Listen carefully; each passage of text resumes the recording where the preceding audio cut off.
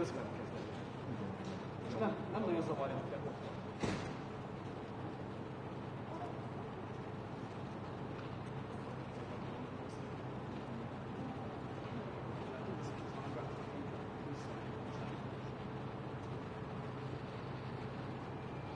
Én helyzetben szoktam le a telefonást jelződőnek, megköszönjem bárminek bármi szerint a félreértenék.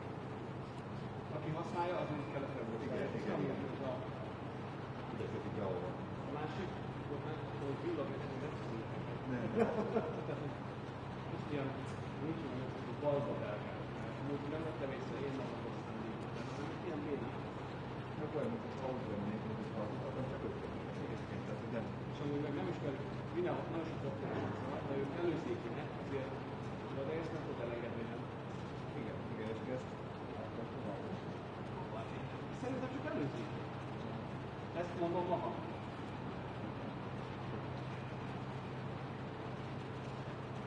Aki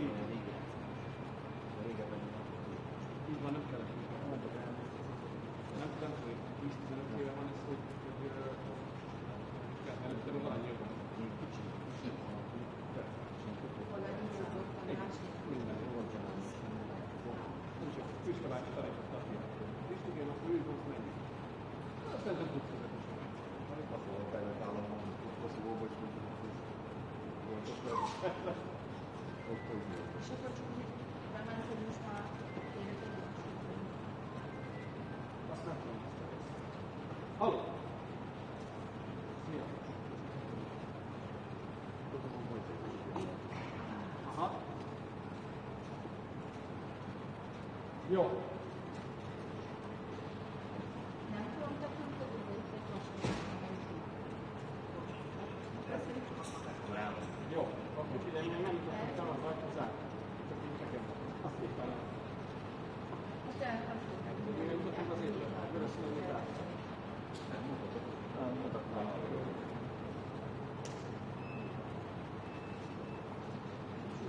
Kicsit el.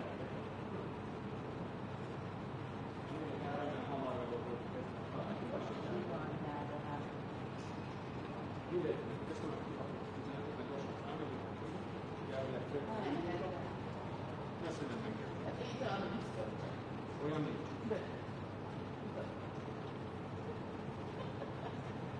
Így harmad. Ezek hülyék?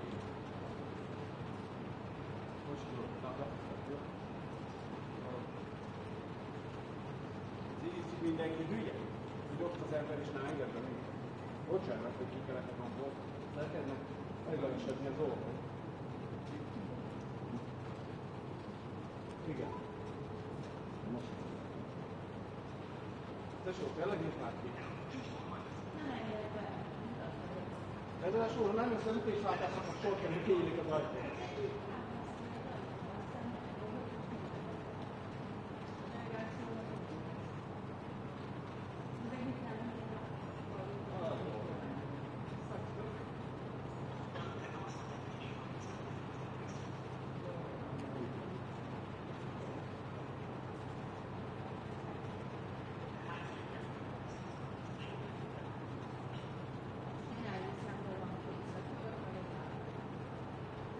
Ennyi a semmi.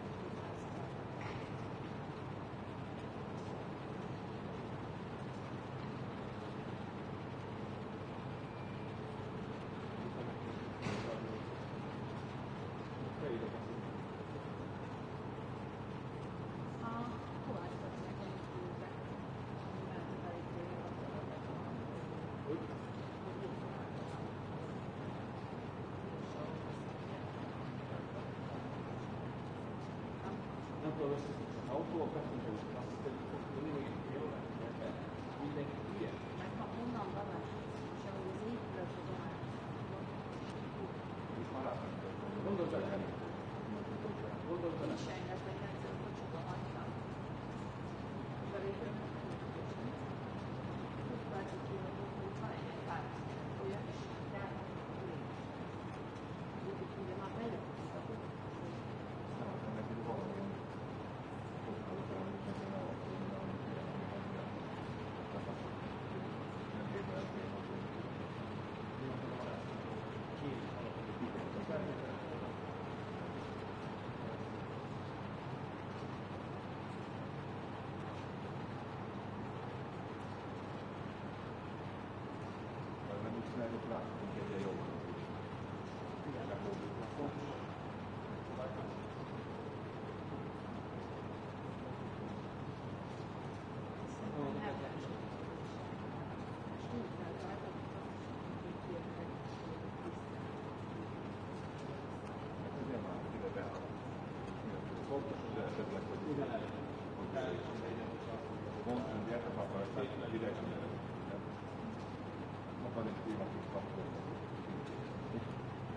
Lehet, hogy benyomott már.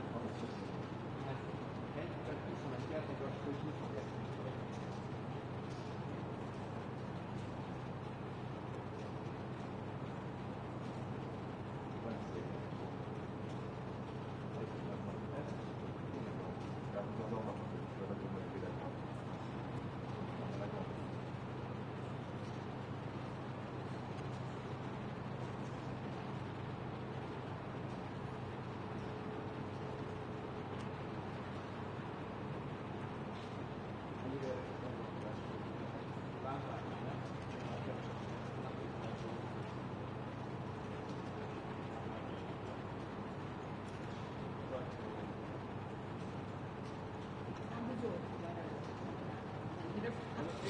Rendesen látszik, hogy én megtagadtam, csak itt filmen át.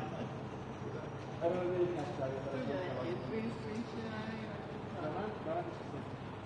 Ez nem lesz a napi szabadásra.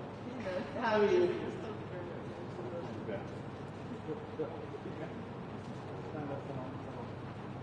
Kezdek azt látni, hogy is lesz, hogy több lenne legyen. Igen.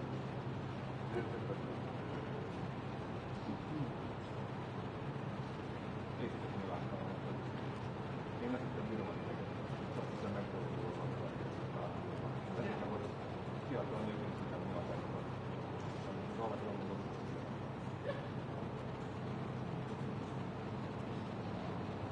Most ha valaki olyan, hogy azt majdnem megmenekített volna rá, hogy járni.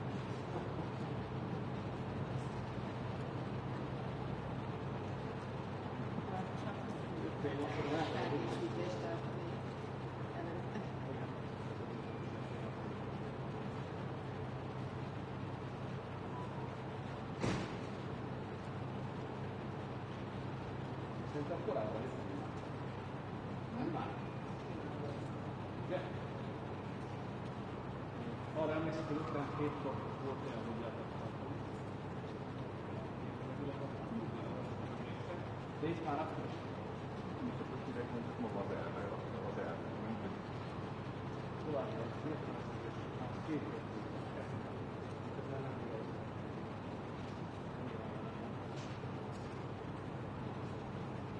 ne játszom a feleségemmel, hogy két év ne kell majd csinálni, de csak én azt a hátra.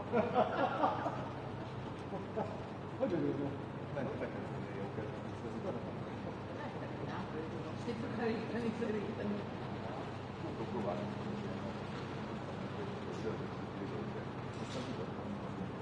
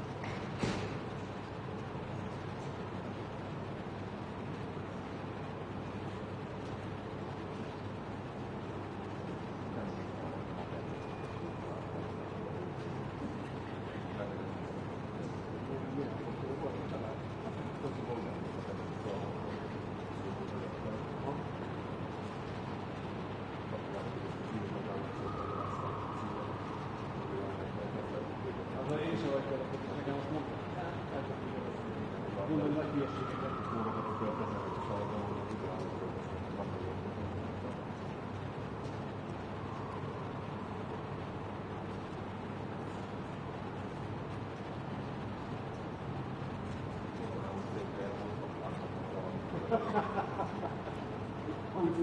Igen, ugye megnéztem a Google-t, nem tudom, hogy dolgozok voltak.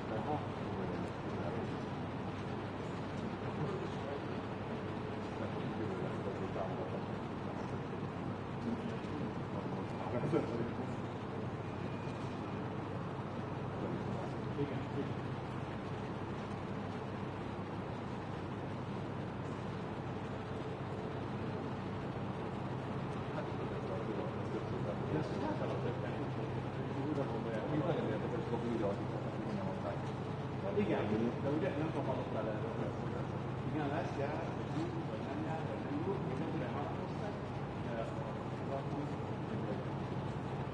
Úgy a mondani.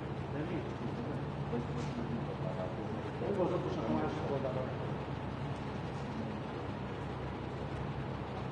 Kemények kívül. Tudom, hogy azt mondani.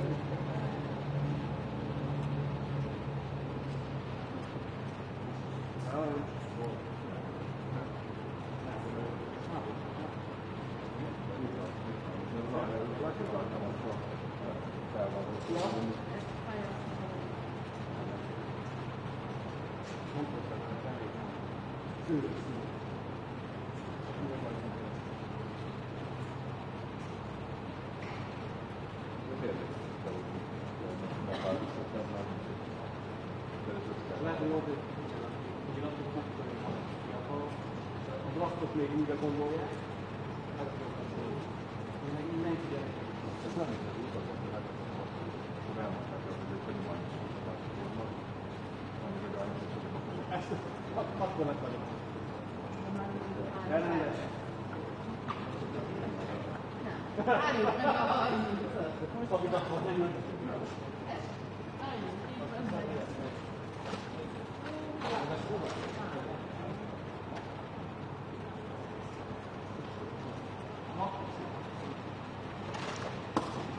És nem nyitottak ki?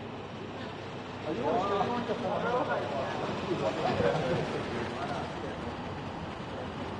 Hallod, ezt erre most már nem tudok. Ez tényleg. Hallod? 30-kor úgy fogom ütni az ajtót, hogy meg fogom ülni. Engedj meg. Remélem ezek külügyi miniszter. Én is. Hogy a belga királyban. Miért? Nem itt nem tudom menni.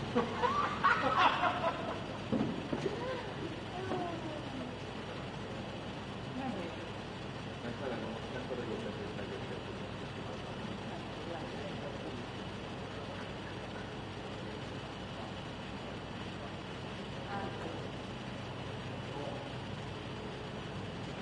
Sure, it's close.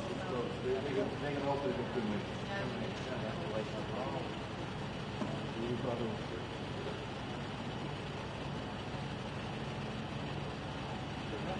Oh yeah. What is it?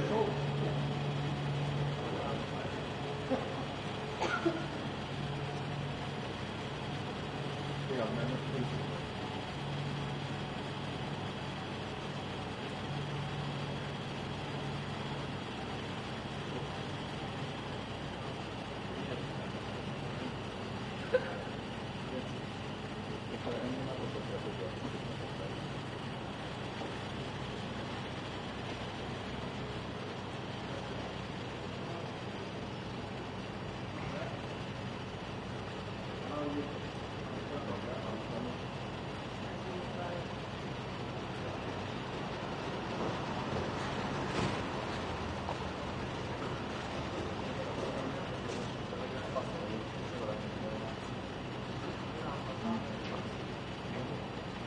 Bekapcsolni és tudok még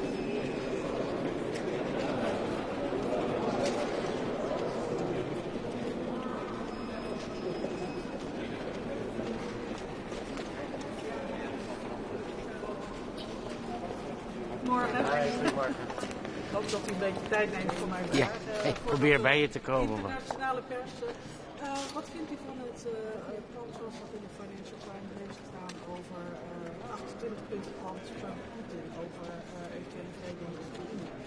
Nou, het is lastig om over te speculeren, want ik heb het plan nog niet gezien. Op zich is het altijd goed als gewerkt wordt aan een plan. Uiteindelijk moeten we komen tot een onderhandelde vrede en een staakt het vuren. Maar heel belangrijk is natuurlijk wat Oekraïne hiervan gaat vinden en hiermee gaat doen. Dus ja, het is even afwachten nu wat de volgende stappen worden. De EU heeft altijd gezegd geen vrede voor Oekraïne zonder Oekraïne. Klopt. Het lijkt nu toch een beetje dat Oekraïne aan de zijkant is gezet. Wat is het daarvan? Nou, ik weet niet hoeveel contacten er zijn geweest gedurende het opstellen van dit plan. En bovendien, het plan is ook nog geen realiteit. Dus dit is ook de fase om Oekraïne daarbij te betrekken. En onderdeel van het plan zou toch wel zijn status quo van de verovering van de gebieden, de halvering van de Oekraïnse leger. Kunt u daar niet iets over zeggen? Nee, omdat ik niet meer weet dan u. Dus ik lees ook alleen maar flarden die naar buiten zouden zijn gekomen of zijn gedekt uit dat plan. Ja, dat is onvoldoende grond voor mij om daar echt een oordeel over te vormen. Vandaag gaat het ook over hulp aan Oekraïne. Er zijn plannen om de schaduwvloot. Kunt u daar iets meer over vertellen? Wat wil Nederland daarin? Ja, verschillende dingen. De schaduwvloot harder aanpakken, daar zijn we allemaal voor. Ik denk dat er nu vandaag gesproken wordt over best practices. Wie doet wat? Hoe kunnen we dat beter op elkaar afstemmen? Zijn er landen die methodes hebben gevonden om nog sneller, nog harder op te kunnen treden? En waar we het allemaal over eens zijn, gewoon meer schepen op die listinglijst. Want dat werkt gewoon. Het tweede punt is, hoe gaan we Oekraïne helpen, financieel gezien, het komende jaar? Nou, daar wordt natuurlijk gesproken over een aantal opties. Waaronder het inzetten van de frozen assets, de reparatieleningen. Wat ons betreft staat in ieder geval zijn paal boven water dat er snel iets moet worden gevonden, want de nood is hoog. Twee, dat we dat niet op een paar landen laten neerdalen. Dus dat we dat echt zo breed mogelijk financieren. Die burden sharing gelijk verdelen. En dan maakt de optie mij niet zo heel veel uit. We moeten gewoon kijken hoe komen we snel tot het einde. Oké, maar die schaduwvloot die zou dan niet in een 20e sanctiepakket hoeven, maar helemaal los daarvan? Ja, wat mij betreft gaan we gewoon werken naar een systeem waarbij we gewoon, zodra we kunnen, schepen toevoegen aan die listinglijst. En daar hoef je dan niet op pakketten te wachten. Dan kun je gewoon veel sneller acteren. Sudan staat ook op de agenda. Ja. Verwacht u sancties? Nou, dat is een van de dingen waar ik voor ga pleiten. Ik hoop dat dat er ook uitkomt. Ik denk dat we daar wel overeenstemming over zouden moeten krijgen. Dat we in ieder geval de hoofddaders van het gruwelijk geweld wat we zien in Sudan, dat die worden aangepakt en op de sanctielijst komen. Dat is wel het minste wat we kunnen doen. Dat zijn dan gewoon persoonlijke sancties op basis van mensenrechten schendingen. Dat betekent dat mensen niet meer bij een assets kunnen, niet meer kunnen reizen. Dus dat zijn echt wel dingen die ze raken en die hopelijk ook een impact gaan hebben op de grond. U zei net even over de 3 opties van von der Leyen. Het maakt niet zoveel uit welke. Volgens mij is minister Heijnen niet zo'n voorstander van gemeenschappelijke leningen. Is dat voor het kabinet alsnog acceptabel? Nee, wat minister Heijnen heeft gezegd is, wij kunnen ons heel goed voorstellen dat we die bevroren tegoeden gaan gebruiken. Zolang we dat maar op een financieel verantwoorde manier gaan doen. Nou, dat is dus een van de 3 opties die in het papier staat. Ik heb ook gezegd, voor ons is het belangrijk dat we dit gezamenlijk doen. Dus dat we niet een optie hebben waarbij enkele landen een zwaardere last dragen dan anderen. Dus dat zijn een beetje de parameters waar erop in staan. En natuurlijk zijn wij tegen gezamenlijk lenen. Sorry, this one. How can the EU help in Gaza? Well, I think we have a peace plan now that the EU was not involved in the concept of it, but now it's there. I think we have an important role to play in executing it. So that means pressure on all parties to adhere to the ceasefire and also adhere to the next steps in the plan. There will now be a board of peace. I hope that the EU will play a role in that, but we'll have to see in the near future. And I think the EU has a large role to play.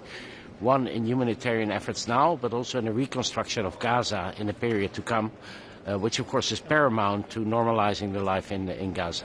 There's a potential police training in talks. What is your position on that, and what would you be able wanted to contribute? Yeah, we'll see. We have two things. One, there will be a Palestinian police force. Second, there will be an international stabilization force. I think on the latter, the role for the EU and EU nations will not be that big. I think it will be mainly countries from the region that will contribute to this mission. When it comes down to police training, of course, we'll have to see what we can do. We already do police training in a number of missions, UPOL Corps, the OCS, so a number of EU nations are already involved in that, the Netherlands as well. So we'll have to see what we can do there. Minister, how this will work?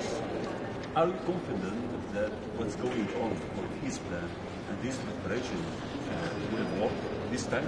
Because before they tried many times and it didn't work. Well, as long as I'm alive, this has been one of the most complicated conflicts on Earth to solve. So now I think for the first time, at least in my lifetime, we now have a plan on the table of which offers a perspective towards stabilization, towards peace, and in the end towards a two-state solution. So I think we should all gather behind this plan. There's more support for this plan than there's ever been for any plan in the past. That should give us hope and determination to follow it through. Minister, it won't be easy, but it needs to be done. Minister, is the ceasefire holding? Because we hear about strikes. We hear about Israeli strikes in Gaza and more civilians still dying. So is there actually a ceasefire? I think the ceasefire is holding. You will always have violations of the ceasefire. And this is not Israel only violating it. This is also Hamas violating it. So there are rules adhered to the ceasefire. Parties need to stay behind certain lines. There cannot be offensives in one direction. Yeah, if those are violated, and that happens on an individual basis, then there will be a reaction. But that doesn't mean that the ceasefire as such doesn't hold. I think all parties are still committed to making it work. Axios reported yesterday that Trump, Russia and the US has been coordinating a peace plan for Ukraine without involvement of either Europeans or Ukrainians. Have either you or do you know of any of your colleagues have been briefed on this matter so far? And has any Europeans been involved at all in the drafting of this plan? I can't speak for all Europeans, but to speak for the Netherlands, no, we have not been involved. I don't know what the involvement of Ukraine has been in this plan, but obviously for us it's important that whatever peace plan is on the table, that Ukraine is behind it. This is up to Ukraine. It's about Ukrainian territory. It's about Ukrainian sovereignty. So without a buy-in of Ukraine, you won't get the support of the Europeans. Are security guarantees for Ukraine ready, or it's still on the paper? Sorry, can you repeat it? Are security guarantees for Ukraine ready, or is still on the paper in the case of immediate ceasefire potential? Well, it's far too early to say. The 28-point peace plan, I haven't seen it yet. In general, let me say, everyone that wants to bring peace closer, I applaud the efforts because there needs to be an end to this war. But as I said, it's important now that Ukraine is involved and that we get to a ceasefire that makes a just but also a durable peace in Ukraine. One of the points is to reduce Ukrainian army. Do you think you back that, or to reduce its some kind of weapons it has? I've only heard bits of the peace plan through the press. So for me it's too early to say what's actually in the plan and how does that relate to each other. I'm not going to comment on snippets of the plan. It's far too early. I want to see the whole plan in coherence and know what Ukraine thinks about it. The first reaction on the corruption scandal in Ukraine, how can it affect support for Ukraine? Well, we all know that corruption in Ukraine has been a problem, still is a problem. I think the only good news here is that the agencies responsible for tracking down corruption have started this investigation, have not shied away from looking at people in power that they suspect of corruption. So I think that's good. But in general, of course, this is not a good sign for those of us who support Ukraine in large quantities to see that corruption is snipping away at the money that is going towards Ukraine. So that needs to be combated. And I expect President Zelensky to have a very tough stance on this and act. The parliamentary Sorry, election. we have to leave now. Can it The, have the, an the parliamentary effect on election support? is. Can it? Can it have an effect for support? Well, it shouldn't, and that's why it's so important that President Zelensky now acts decisively and shows us that we can have confidence that corruption will be combated. Thank you. Thank you. Thank you.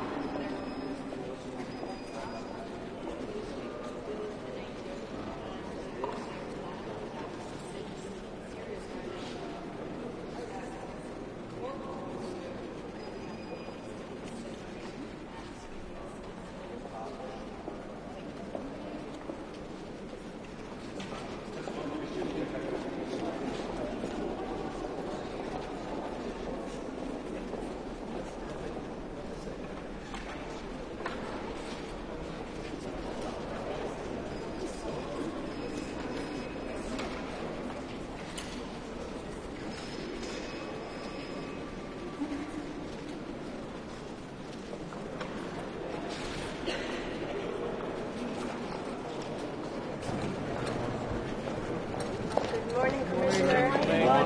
Good morning. So we have a very packed agenda today. So first we're going to discuss Ukraine. We had a very good plan to discuss very specifically what more can we do with the Shadow Fleet, because it really has an effect on Russia's revenues to finance this war. But of course now we are going to discuss also the recent news. What we as Europeans have always supported is a long-lasting and just peace, and we welcome any efforts to achieve that. Of course, for any plan to work, it needs Ukrainians and Europeans on board. So this is very clear. Also, we have to understand that in this war there is one aggressor and one victim, so we haven't heard of any concessions on the Russian side. If Russia really wanted peace, it could have agreed to unconditional ceasefire already some time ago, whereas we see again over this night bombings of civilians. 93% of Russian targets have been civilian infrastructure, schools, hospitals, apartment buildings, to really kill a lot of people and cause as much suffering as possible. So this is our standing. Now we also discuss Middle East. Of course, now we have the United Nations resolution in place. And we are discussing how to also change the mandate of our two missions, the EUBAM Rafah border crossing mission, as well as the EUPOL COPS, which is training Palestinian police, which is also part of that border peace plan. Then we have a comprehensive discussion on Sahel planned. We have a new strategy in place, and we need a mandate to continue with that, how we engage with the countries in Sahel. And finally, we also have a discussion on Sudan. As you know, we are also putting sanctions on Sudanese now, the first time, to really put the pressure on those who are, committing the atrocities in Sudan. So we also discuss what more can we do. For lunch, we have the ASEAN ministers, so we can also discuss with them the common security challenges that we have in the world, and then in the evening we also have the Indo-Pacific ministers here, and we will have the Indo-Pacific ministerial tomorrow, so we can talk about that then. Commissioner, could you just clarify for us, have European officials in any way been part of the drafting of the peace plan you just mentioned between the US and Russia? Not that I know of. What about sanctions on Belarus? Forces that are going to be trained. Can you be a bit more concrete? Where is it going to happen? Who's going to be involved? We already have the EUPOL COPS mission that is helping, with the Palestinian Authority. So, of course, we have also today the Palestinian Donor Group meeting, which is the discussions with the Palestinian Authority about their reforms as well, which are needed. But coming to your question, then the plan is to train 3,000 Palestinian policemen, to cover the border and really have what police does, in a country. As we are supporting a two-state solution, which means that there also has to be two states, which means that also Palestinians have to be the ones who are leading and owning the processes that are happening in Palestine. So we can only help them with, confidence building, and we can help them with, the training of the policemen. But of course, it requires also additional resources from the member states as well as people to send on those missions. In relation to Gaza, obviously it's very important to have humanitarian aid and keep the peace and so on. But some people have been asking questions, some countries in fact, and in the European Parliament in relation to justice. So, is the EU still focused on the idea of justice for the Palestinians, for the innocent Palestinians who have died, in terms of, the Netanyahu government? First, we have now the ceasefire, which is quite fragile, and we are focusing on, keeping the ceasefire and building on that long-lasting peace. Whereas, the United Nations Security Council resolution comes in with the longer plan, who comes in with what resources. But in the end, of course, accountability for all the crimes committed is also a part of just and lasting peace. Do you believe that only Donald Trump can end this war? No, in order to end this war, you need the Ukrainians and the Europeans also to agree to those plans. So, of course, Putin could end this war immediately if he just stopped bombing civilians and killing the people. But we haven't seen any concessions on the Russian side. We welcome all the meaningful efforts to end this war, but like we have said before, it has to be just and lasting. That also means that the Ukrainians, but also Europeans, agree to this. Okay, thank you.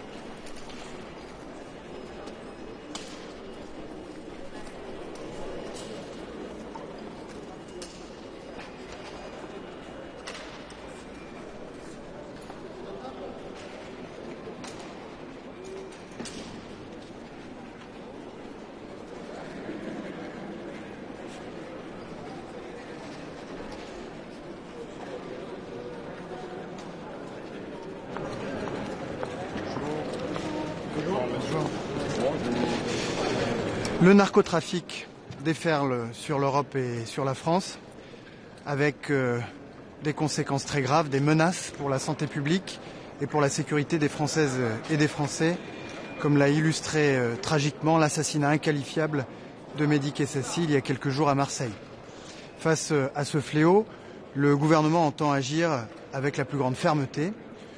Et dans la continuité de la loi qui a été adoptée au mois de juin dernier, qui dote la France d'un arsenal très répressif contre le narcotrafic, dans la continuité de la coalition voulue et lancée par le président de la République lors de la communauté politique européenne qui s'est réunie en Albanie il y a quelques semaines, je suis venu porter, ici à Bruxelles, la création d'un régime de sanctions contre la criminalité organisée transnationale. Ces sanctions viseront des criminels réfugiés à l'étranger et leurs soutiens, qu'ils soient responsables de trafic de stupéfiants, de trafic d'êtres humains, de migrants ou de trafic d'armes. Et ces sanctions permettront de les taper là où ça fait mal, c'est-à-dire au portefeuille pour éradiquer le mal à la racine. Elles permettront de geler leurs avoirs, elles permettront de leur interdire l'accès au territoire européen et à toute transaction avec l'Union européenne. Je souhaite que ce régime que je présente aujourd'hui puisse être adopté par l'Union européenne le plus rapidement possible. Je suis venu exprimer notre solidarité à l'égard de la Pologne, qui a été victime d'un acte de sabotage d'une très grande gravité avec la pose d'explosifs qui aurait pu, sur une voie de chemin de fer, engendrer des pertes humaines extrêmement considérables. L'enquête établira les responsabilités de la Russie dans cette affaire et nous nous tenons aux côtés de la Pologne pour prévenir et contrer ces attaques hybrides à l'avenir. S'agissant de l'Ukraine, nous voulons la paix. Les Ukrainiens veulent la paix. Nous voulons une paix juste qui respecte la souveraineté de chacun. Nous voulons une paix durable qui soit entourée des garanties nécessaires pour prévenir toute nouvelle agression par la Russie de Vladimir Poutine. C'est dans cet esprit que nous poursuivons le travail pour soutenir l'Ukraine sur le plan financier avec un prêt de réparation qui mettra l'Ukraine à l'abri de toute difficulté financière pour les 3 années qui viennent. Je souhaite que ce prêt de réparation puisse être adopté avant la fin de l'année. Et puis soutien sur le plan militaire, comme l'a illustré la visite du président Zelensky à Paris ce lundi, où des coopérations en matière d'équipement mais aussi en matière de drones ont pu être actées. Pression sur la Russie avec de nouvelles sanctions que nous adoptons aujourd'hui contre 6 magistrats responsables de procès politiques, contre 4 officiers pénitentiaires responsables de mauvais traitements à l'égard de prisonniers politiques en Russie. Le travail sur le 20e paquet de sanctions, dont nous espérons le voir aboutir avant la fin de l'année. Et puis le travail sur l'entrave à la flotte fantôme, ces navires que la Russie utilise pour contourner les sanctions européennes, mais aussi les sanctions américaines, dont je rappelle qu'elles entrent en vigueur aujourd'hui contre les 2 principales entreprises pétrolières, Lukoil et Rosneft. Et puis notre 3e axe d'effort, soutien à l'Ukraine, la pression sur la Russie, c'est de préparer la paix. Le président de la République a accueilli le président Zelensky lundi au Mont-Valérien à Paris, où se trouve le quartier général de la force multinationale qui est en train, avec une 60aine d'officiers militaires venant d'un grand nombre de pays membres de cette coalition, de planifier la régénération des forces armées ukrainiennes et les forces de réassurance qui pourront être déployées dès le cessez-le-feu obtenu. À Gaza, nous avons salué l'adoption par les Nations Unies du plan de paix des États-Unis et je dénonce les violations du cessez-le-feu intervenues hier qui ont fait un grand nombre de victimes. Toutes les parties doivent respecter strictement le plan de paix des États-Unis qui est désormais endossé par les Nations Unies et la France et l'Europe doivent prendre toute leur part dans la mise en œuvre de ce plan de paix. C'est bien notre intention. Et sur le plan de la sécurité, nous soutenons l'objectif de formation par des forces européennes juste de 3000 policiers, forces de sécurité palestiniennes, et la France se tient prête à déployer une centaine de gendarmes dans les territoires palestiniens à cet effet. Nous soutenons sur le plan de l'administration et de la gouvernance à Gaza les efforts consistant à réformer l'autorité palestinienne. Le président de la République a annoncé la création d'un comité conjoint pour avancer le travail de réforme constitutionnelle et institutionnelle de l'autorité palestinienne, pour la réformer et la renforcer de manière à ce qu'elle puisse, le moment venu, prendre ses responsabilités en matière d'administration à Gaza. Et puis enfin, sur le plan humanitaire, nous avons annoncé que notre contribution cette année serait à la hauteur des années précédentes et nous entendons pouvoir, aux côtés de l'Égypte, co-organiser cette conférence dédiée à la question humanitaire et à la reconstruction d'ici la fin de l'année. Un mot sur l'Afrique, où le président de la République a entamé une tournée qui va l'emmener en Afrique du Sud pour le G20, au Gabon, puis en Angola pour le sommet des pays européens et des pays africains. Nous suivons avec une grande préoccupation la dégradation de la situation sécuritaire au Sahel et plus particulièrement au Mali, où nous avons condamné la détention par les autorités maliennes de notre ressortissant, pourtant sous statut diplomatique, une détention qui a été condamnée à l'unanimité des États membres de l'Union européenne. Nous constatons aussi l'échec absolu de la Russie, qui avait promis aux autorités des pays du Sahel de pouvoir les épauler dans la lutte contre le terrorisme, et le résultat, c'est que partout, le terrorisme progresse. Et puis, un mot sur le Soudan. Après la chute de la ville d'El Fasher dans le Darfour, la situation humanitaire, qui est la plus grave dans le monde aujourd'hui, s'est encore dégradée. Nous avons dénoncé les exactions à caractère ethnique perpétrées par les forces de soutien rapide après la chute d'El Fasher. Nous avons appelé toutes les parties au cessez-le-feu, au respect du droit international humanitaire, et nous avons exigé que les forces de soutien rapide consentent à la trêve humanitaire proposée par les États-Unis. Mais ça n'est pas suffisant. Et c'est pourquoi je propose aujourd'hui que nous puissions placer sous sanction le numéro 2 des forces de soutien rapide, qui est responsable des atrocités qui ont été commises, parce que de telles atrocités ne peuvent rester impunies. On the Middle East, last week, the Iraqi election have concluded. What message do you have for the bad actors will find new ways of being bad.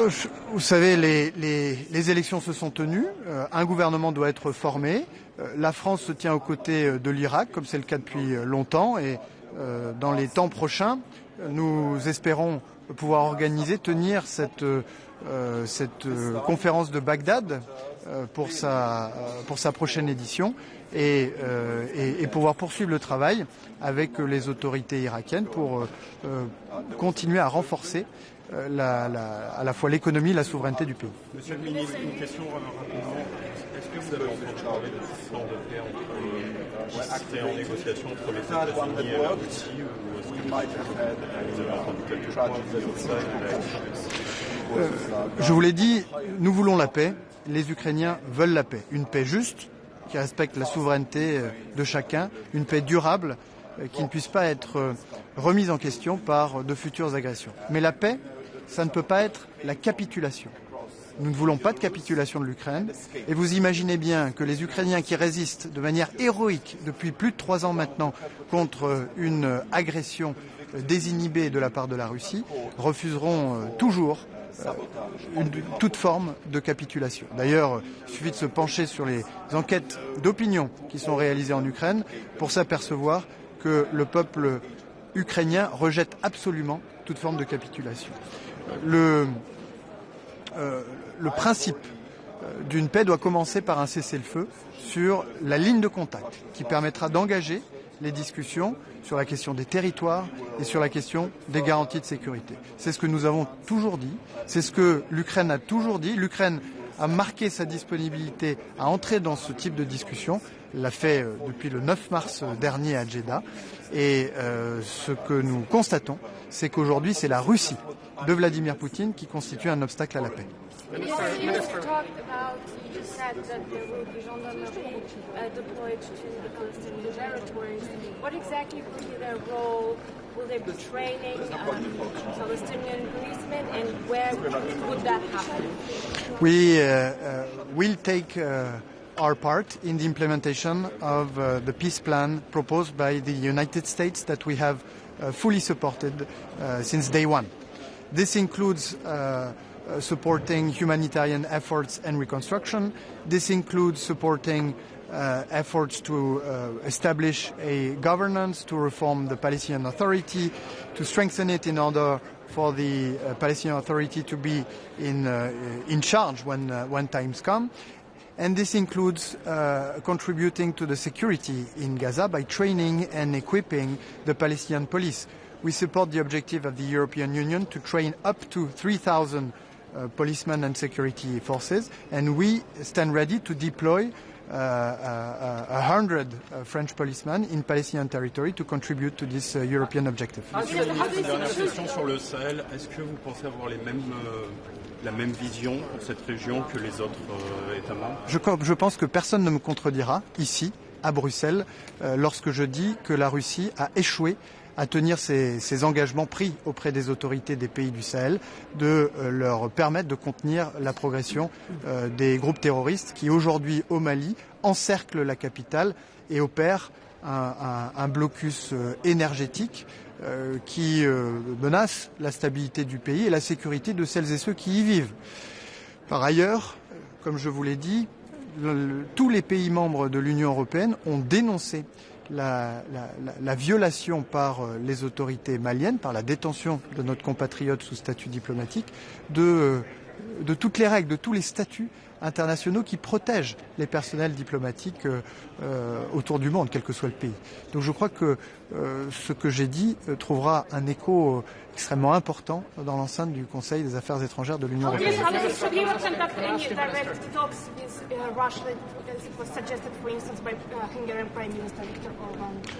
Il est toujours bon que des discussions puissent avoir lieu, à condition qu'elles soient structurées de la bonne manière. Et comme je le disais, like I just said, discussions should start with a ceasefire on the contact line that allow for negotiation on the question of territories, on the question of security guarantees. We have said that, the US have said that, President Trump has said that, and Ukrainians are ready for this.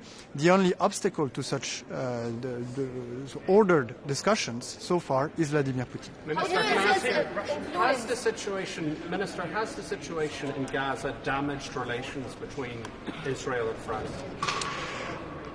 I think that we are all pursuing the same goal here, peace and stability in the Middle East. France, with Saudi Arabia, has led an international effort to design a formula aimed at condemning Hamas, calling for its disarmament, exclusion of all future role in the governance of Gaza in the future, and to invite Arab countries of the region to express their willingness to establish normalized relationship with Israel and to enter alongside Israel and the future state of Palestine in a common regional architecture. Our efforts with Saudi Arabia have led to the first condemnation of Hamas at the United Nations. All our efforts are aimed at providing security for Palestinians, but for Israeli long term. And this is the spirit in which we intend to cooperate with the Israeli authorities as we take part in the implementation of the American peace plan that they have themselves adopted. What do you think about Stephen Witkoff and his influence in the peace process? Again, discussions are needed for us to reach a just and durable peace in Ukraine. They should start with a ceasefire on the contact line that allow for orderly discussions on the question of territories and security guarantees. What does it practically mean for Moldova to be part of the Schengen military concept, even as an observer? But what does it practically mean? It's a new step in the direction of accession to the European family. The Moldovan authorities have done a great job in doing the efforts, making the reforms necessary for such an accession. We have supported them despite of huge pressure by Vladimir Putin and Russia, including on the political process. And so we welcome this entry and this new development that is consistent with the Moldovan people aspiration to accessing the European family. Minister, and on Georgia, Minister. I mean, this is not the first Witkoff peace plan that we've heard about in the media, but doesn't this describe the problem that the Americans, the Russians, and Ukrainians are negotiating, and the Europeans are reading about it in the media? The Europeans are playing a very significant role in this process. The best illustration for that is the decisions we're taking today on sanctioning Russian officials, the preparation of the 20th package of sanctions, our work on the shadow fleet. This is for pressure on Russia, and our work to support Ukraine with the the reparation loan that is currently being negotiated here in Brussels, and that hopefully will be adopted by the end of the year. These are very structural dimensions of the issue that Europeans are working on. Minister, and on Georgia also, how do you evaluate the situation in Georgia? Because we have daily new repressive laws. So can we expect some steps from you? And what will be your message to Georgian people and civil society and independent media? So on the messages to the Georgian people, we praise their dedication to freedom and democracy. And as far as the authorities are concerned, we have had several occasions. I have had several occasions to express our views directly to those that are concerned. one more question on Palestine. The Palestinian donor group is coming together today for the first time to also talk about financial contributions. Who exactly is all this money, all those contributions supposed to go in Gaza? Well, there is much to be done in terms of strengthening the Palestinian Authority, in terms of providing humanitarian help, development aid, and aid to reconstruction. This meeting of the Palestinian Donor Group will be a key building block of the International Reconstruction Conference that we will co-organize with Egypt and that hopefully will take place before Christmas. Thank you very much. Merci.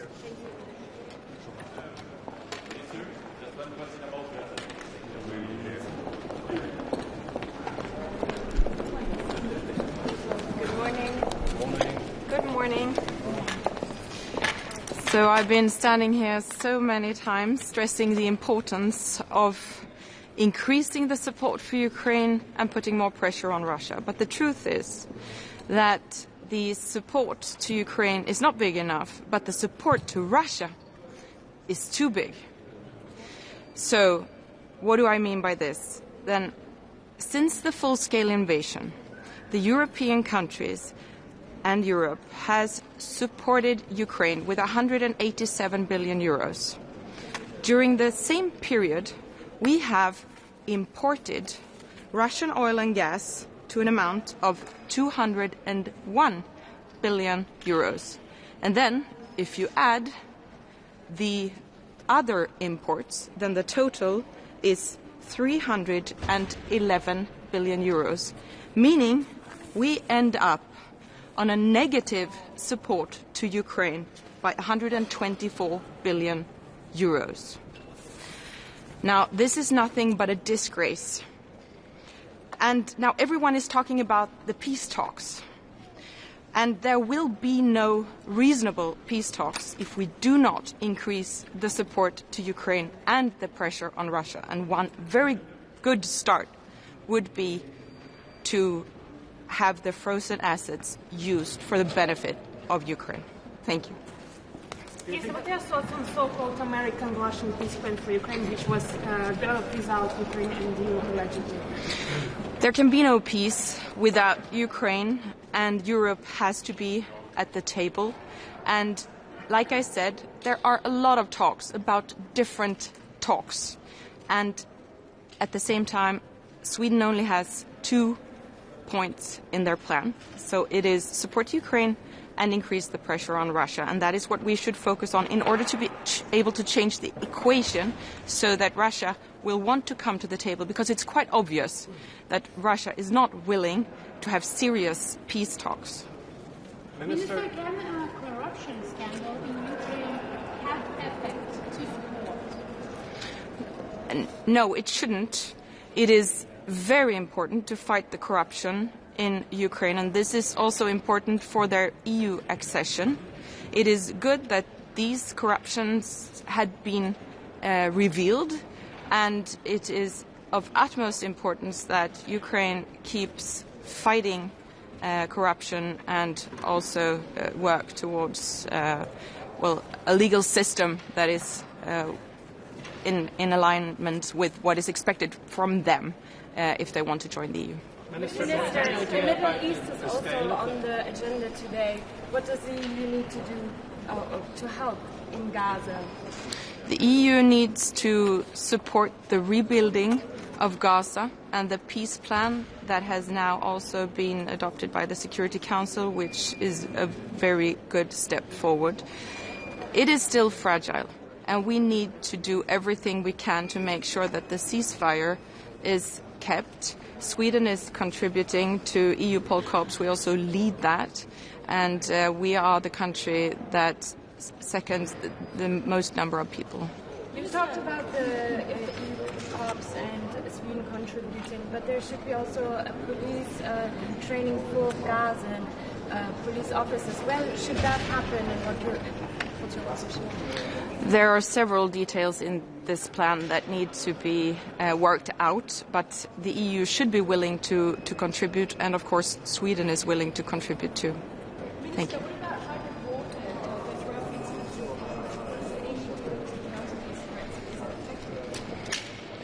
Now, this is extremely serious, and we have seen how Russia has escalated its hostile actions against European countries, and Poland has been hit very hard. I visited Monday to express our support, and the crucial thing is that we keep united and that we respond quickly, and there of course we need to also collaborate closely within the NATO, and I am glad that since the serious violation of Polish airspace we have also taken up the Eastern Sentry, and Sweden is willing to contribute to that too. Thank you. Thank you.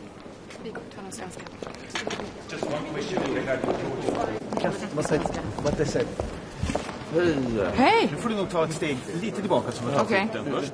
Så vi tar den. Som... Min lilla skylt. Ja.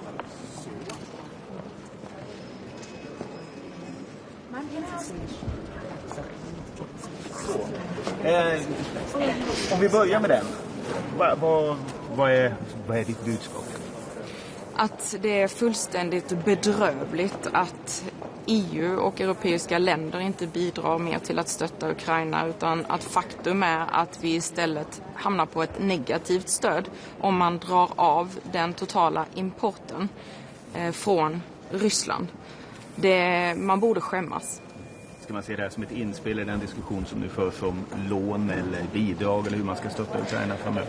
Det får man gärna göra. Vi är inne i ett mycket kritiskt skede där vi måste fatta beslut om att ianspråkta de frysta ryska tillgångarna till Ukrainas förmån. Och vi behöver ett beslut nu. Och skulle vi fatta ett sådant, ja då skulle vi ju hamna på ett positivt netto. Och det borde vi göra så fort som möjligt. Det är ju Belgien som framförallt som har hållit emot det här. Tycker ni också på i er krets, eller hur agerar övriga EU mot Belgien för att få Belgien att gå med på det? Det gör vi, och jag tycker att de har legitima invändningar så tillvida att de behöver ha backning av EU och andra EU-medlemsstater för att känna sig trygga när det gäller att släppa de här tillgångarna. Det står för en mycket stor del av deras BNP, och jag tycker att vi ska ställa upp så att de känner sig trygga med det här beslutet, och jag kommer att träffa min belgiska kollega idag för att diskutera det. Parallellt så finns det uppgifter nu om en ny amerikansk-rysk fredsplan för Ukraina som dessutom låter som den innehåller en hel del landöverträdelser, att ryska ska vara officiellt språk i Ukraina och sånt. Hur ser du på det här? Är USA en allierad fortfarande i det här?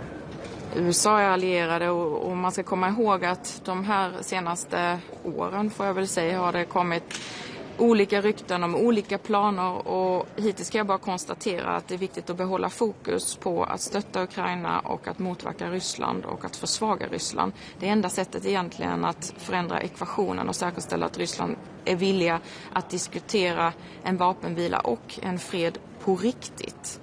För just nu ser vi inga som helst tecken på att Ryssland skulle vara villiga att göra det. En annan punkt i den här fredsplanen ska ju vara att Ukrainas militära förmåga skulle minska. Vad säger du om det?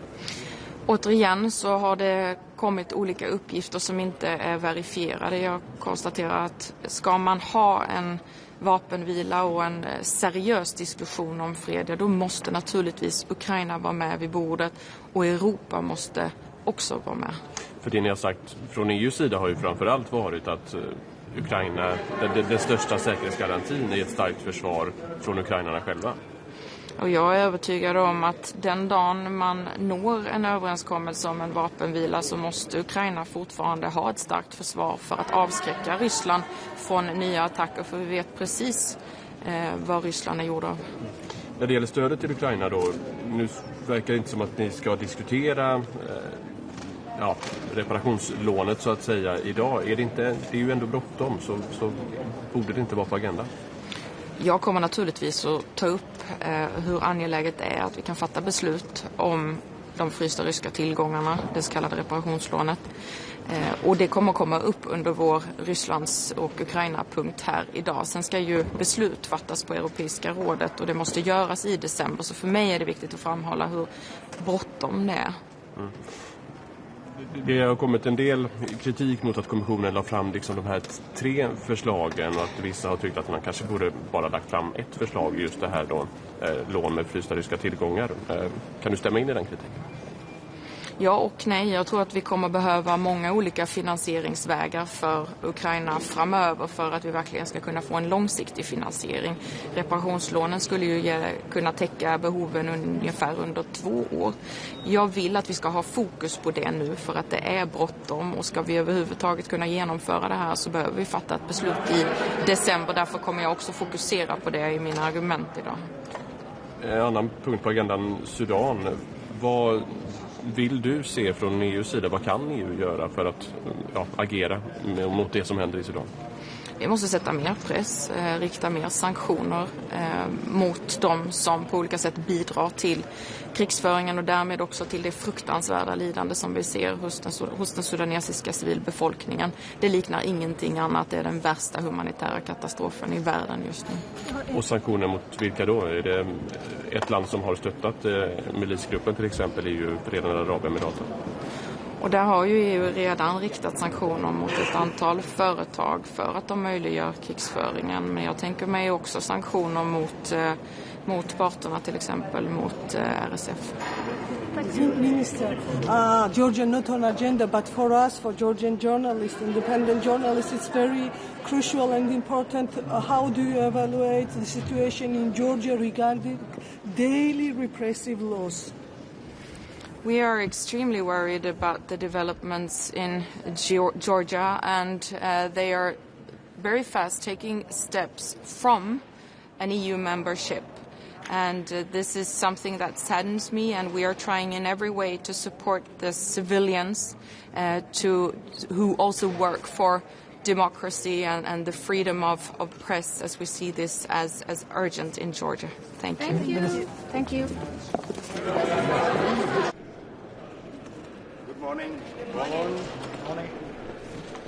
Well, just very briefly before we start this meeting with a very comprehensive agenda, and I'm very eager to listen to my good colleague Sibir about what is the situation in Ukraine these days. That is, of course, high priority for me as a Dane and being the presidency of the European Union this year. We want a lasting, just and fair peace in Ukraine. I have listened to all the rumors. Now we have to really find out what is ups and what is downs. I think it's important to emphasize that you can't bring peace to Ukraine without the Ukrainians and the Europeans. So we strongly support our Ukrainian friends, not least when it comes to all the financial issues. We are working hard on how to find a solution in the lead up to the next European Council meeting about a package where I think still an innovative use of the immobilized Russian asset is the key to success. And then the item about the Middle East and the peace plan in Gaza is important. I will travel there myself in a foreseeable future. We have deployed from the Danish Ministry of Foreign Affairs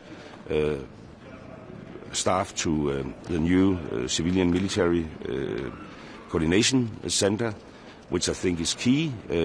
I think we should discuss today how Europe, in the best possible way, can support this peace plan. It is the only plan on the table.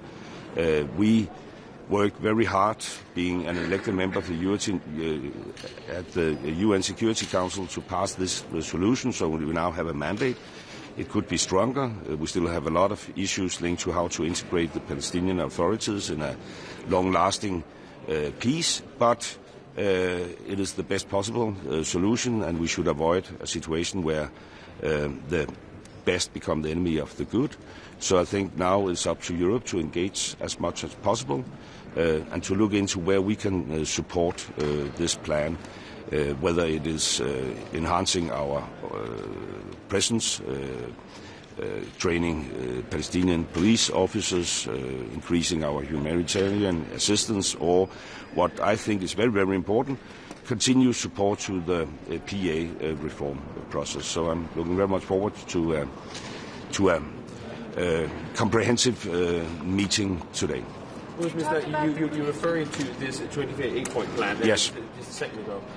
Isn't this, again, telling of how the Europeans are watching along from the sidelines while the big boys are doing the real negotiation and actually making a push for peace, in this case in Ukraine? Well, I think first and foremost we have to find out whether it is really the big boys who is behind this plan or not. Rumor has it that this plan. We should stand up for Ukraine. Questions about whether shift of land and territory should be a part of a peace must not be negotiated, without the Ukrainians. We have made that crystal clear. We still echo Trump's original position in all this, which is an immediately unconditional ceasefire. It has been supported by Zelensky for quite a long time, the European Union as well, and the American president had called for that. So the only problem is still Putin. So we should avoid any situation where we actually start to give in for his request. The Russian economy is very, very weak. If we continue our sanctions, and I think we also have to discuss that today. Could we, for instance, regarding the shadow fleet, create a more, how should I put it, efficient system where we increase the list automatically and not linked to the 19th, 20th, 21st sanction package? That could be a way forward. And if we could solve the midterm financial issues in Ukraine, which will allow them to defend themselves because they still have an unused capacity in the defense industry, I am still optimistic on behalf of Ukraine. On the situation in Gaza. Training policemen in Palestinian territories. What would Denmark be willing to contribute, and where should this training happen? Well, I think we will contribute where we have our core competences, and that is not least when it comes to the humanitarian assistance, where we have spent like 1 million Danish kroner, what's that, 150 million euros since the 7th of October. We are working very intensively in Ramallah about the reforming process. I think that is very much linked to what we can do in Denmark. But of course we are also willing to discuss with our colleagues whether we could contribute to some of the... We right now have 2 EU missions. And of course we are open-minded whether we should, increase our support. Minister, can I ask, in terms of holding the rotating presidency of the EU on the situation in Gaza, does Denmark support the arrest of Benjamin Netanyahu?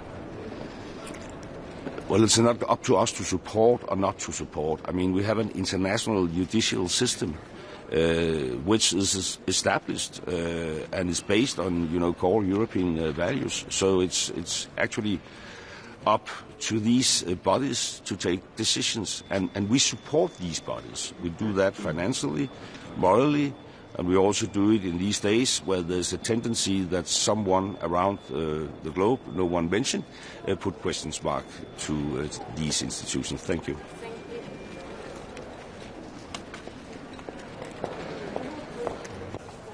Good morning to everyone. So we will start with Russia's aggression against Ukraine.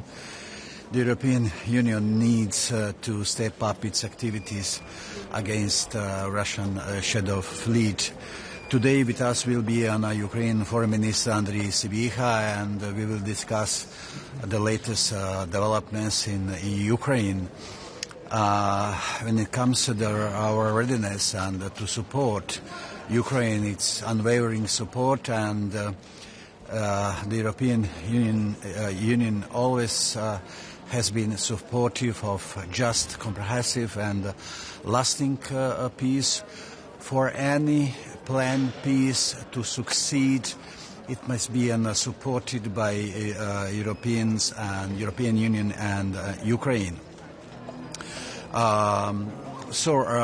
will also discuss later on how to help to implement a comprehensive peace plan for Gaza in line with Security Council 2803 and adopted just this Monday. Later on, we will also address the situation, the dire situation in Sudan, and agree upon the renewed approach to the Sahel. We will have an opportunity also to hear for our friends from ASEAN with a view of making the EU-ASEAN partnership and more substantial and strategic. So, thank you so much. So we wanted to ask you a question about the Shadow Fleet. What's new? Yeah, just what I said. Hello, good morning. I'll make a statement in Greek. So, whoever speaks Greek is lucky now.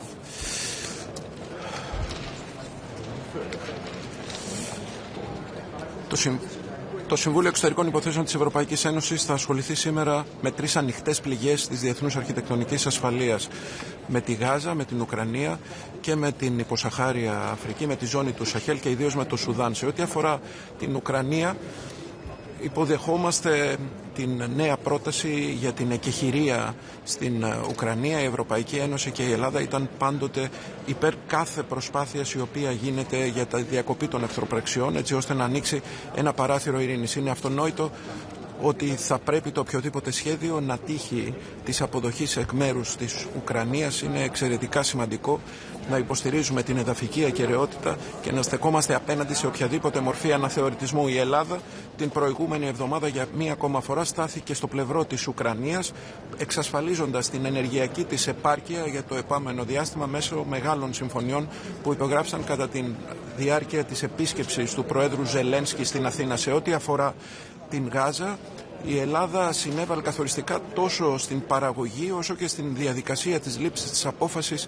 του ψηφίσματος στο Συμβούλιο Ασφαλείας του Οργανισμού Ηνωμένων Εθνών. Πρόκειται για ένα σημαντικό παράθυρο ευκαιρίας το οποίο δεν πρέπει να παραμείνει ανεκμετάλλευτο. Θα πρέπει αμέσως να αναλυφθούν δράσεις έτσι ώστε να μπορέσουμε να διασφαλίσουμε την μακρά ειρήνη στην περιοχή.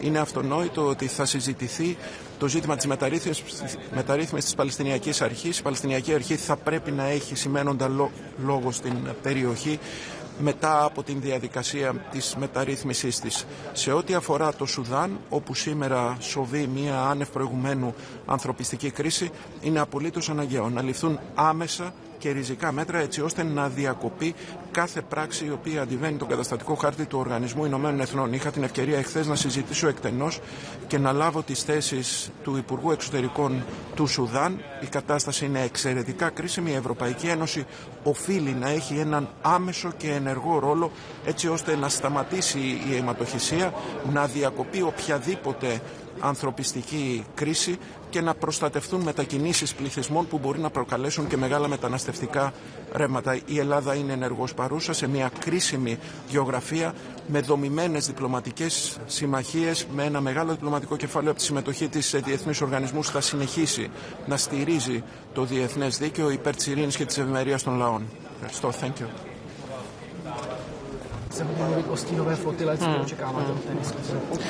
Je to tradiční diskuze k ruské agresi proti Ukrajině, proti Evropě. Uvidíme, myslím si, že ta diskuze může být i poznamenána těmi informacemi, které se objevují od včerejška o nějakém rusko-americkém plánu, který, pokud by se to potvrdilo, tak to opět je o Ukrajině bez Ukrajiny, což jsem už mnohokrát říkal, že je princip, se kterým určitě jako česká diplomacie nesouhlasíme. Uvidíme, jaká poběží diskuze k sankcím. Česko je velmi aktivní, máme tam i vlastní návrhy. Až budou schváleny, tak je možná i odpoledne o nich promluvím. Já jsem četl něco o tom mírovém plánu, ale to se zdá, že to už jsme tady mnohokrát zažili. Je to asi aktivita pana Witkoffa, do jaké míry vy to berete vážně na základě těch informací, které mám? Tak já to beru velmi vážně, protože byť ty informace jsou kusé a ne příliš potvrzené, tak to je opět takový ten mnichovský scénář. Předtím jsem opakovaně varoval a vždycky předtím budu varovat. Takže je to potřeba brát naprosto vážně. Ohledně podpory Ukrajiny, tam bude ještě jeden, jak se říká, americký elefant in the room, a to jsou ta zmrazená ruská aktiva, kterých předpokládám se nějak dotknete. Vyvíjí se ta debata směrem k řešení v polovině prosince na summitu? Tak, to jste správně řekl, tady bude důležitá Evropská rada. Existuje určitá sada variant, jak postupovat dále s financováním podpory pro Ukrajinu. Řekněme, že my velmi konstruktivně podporujeme všechny ty varianty, včetně využití zmražených aktiv.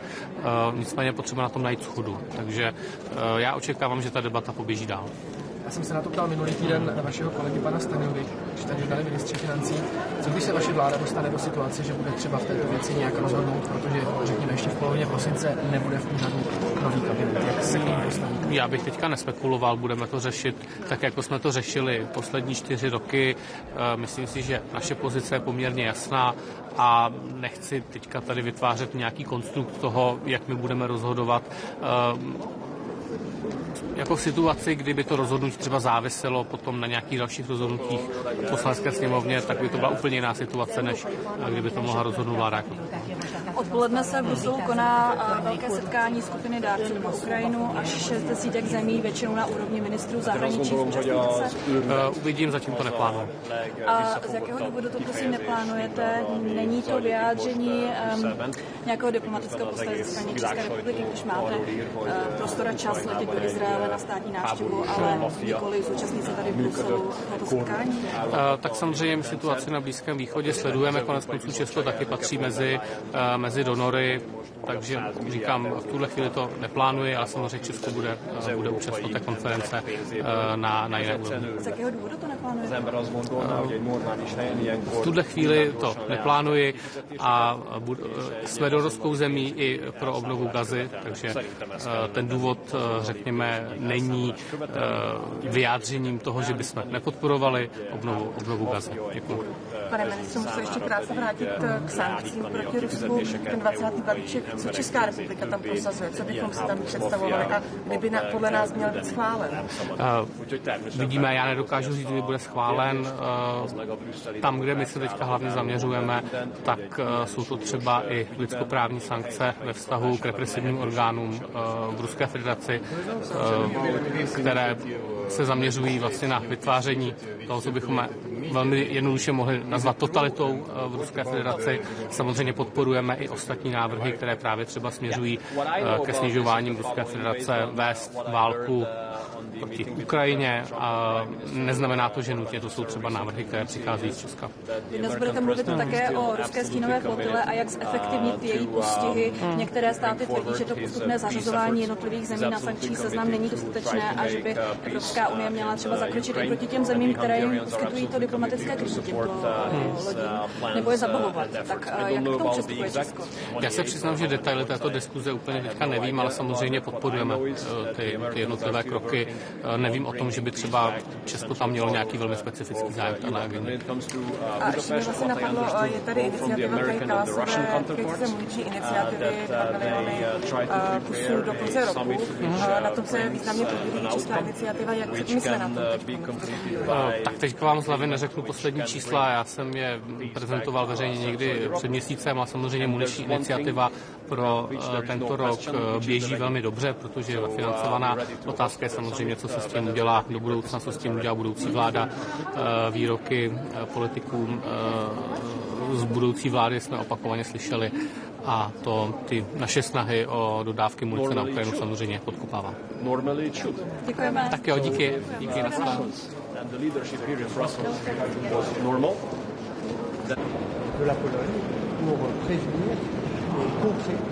Dzień dobry Państwu.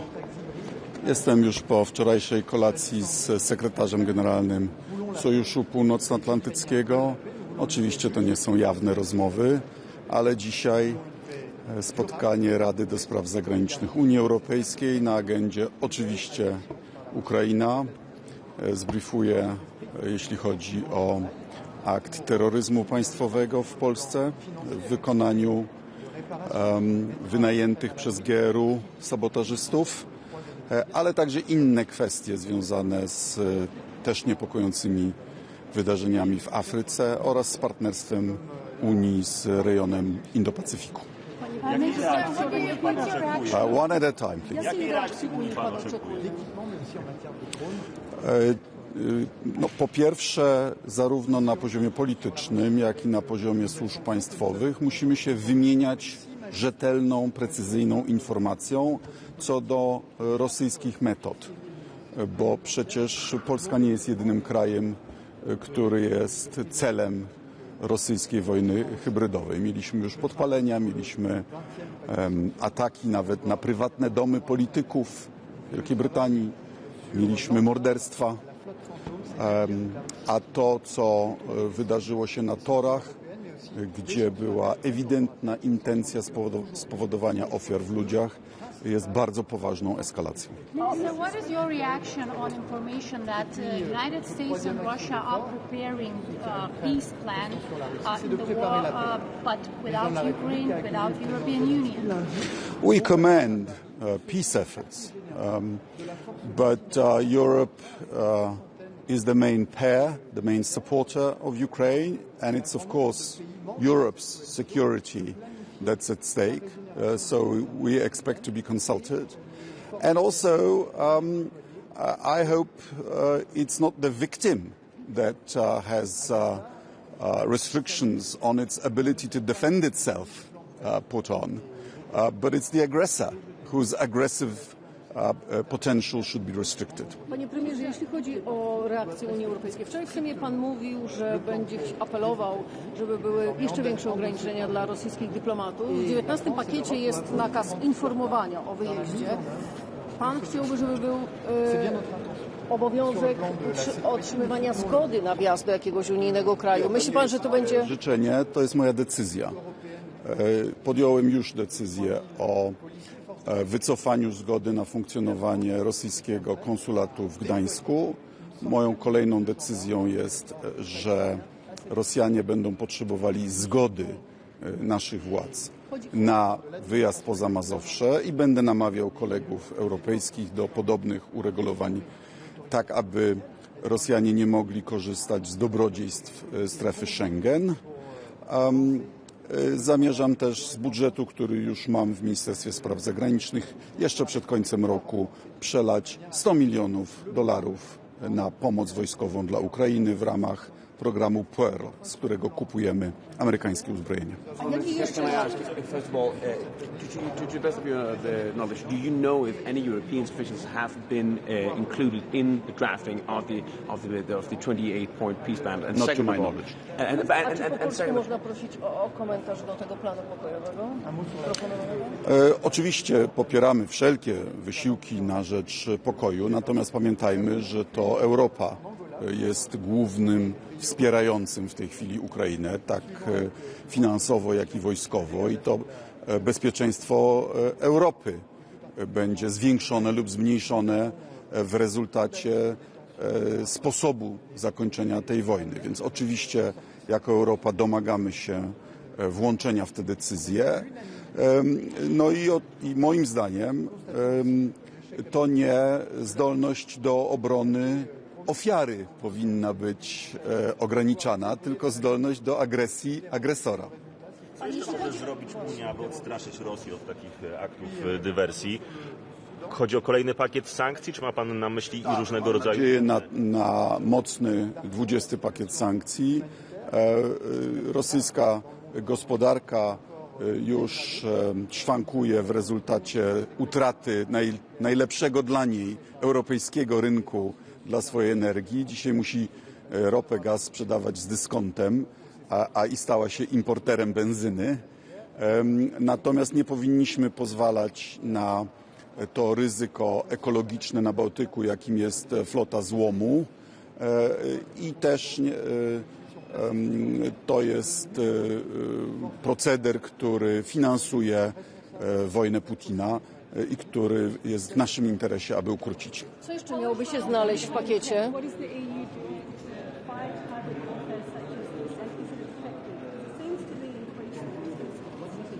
Well, bad actors will find new ways of being bad. This is an escalation because unlike in previous cases in Poland, there were arsons that were the sabotage of property. This time, the saboteurs clearly wanted to cause fatal injuries and death of Polish citizens, and we will not let it go unpunished. There was an explosion. 2 out of 3 explosive charges only were activated. If the third one had worked, we might have had a tragedy of huge proportions. It was done on a high escarpment, on a bend.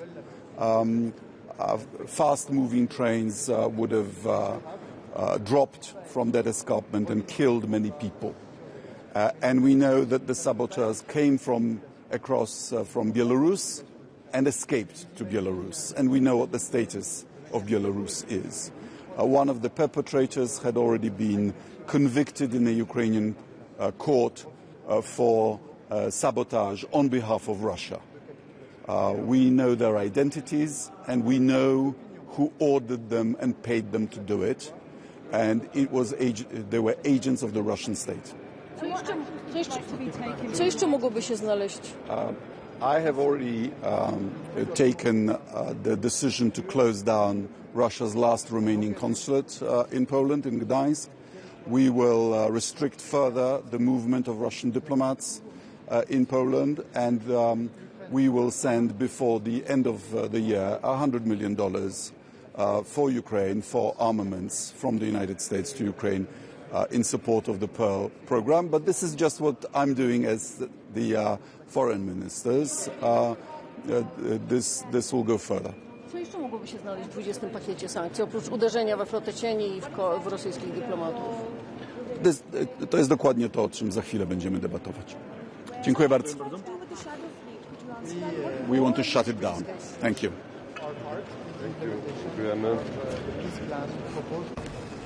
Csokolom, jó reggelt! Jó reggelt! Az Európai Parlament lesöpörte a patrióták javaslatát az asztalról, hogy vitázzanak az ukrajnai korrupcióról. Ön ma szóba fogja hozni ezt a kérdést? Hát én azt gondolom, hogy az őrület az a legvisszafogottabb kifejezés mindarra, ami zajlik itt most Brüsszelben, miközben az egész világsajtó arról ír, hogy Ukrajnában egy háborús maffia működött, egy korrupt államhatalmi rendszer. Aközben az Európai Bizottság elnöke von der Leyen asszony most újabb 100 milliárd eurót akar Ukrajnába küldeni az európai emberek pénzéből. Ez egyszerűen őrület.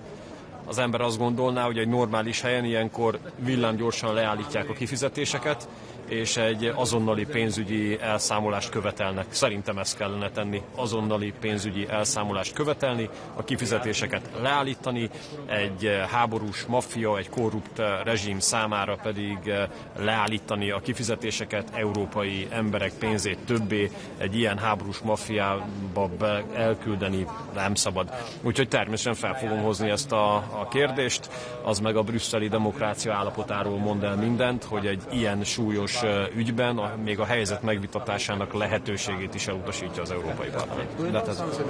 Peace initiative, United States new peace initiative, which circulated immediately. Is it true? And what about the negotiation in Budapest? Is it alive?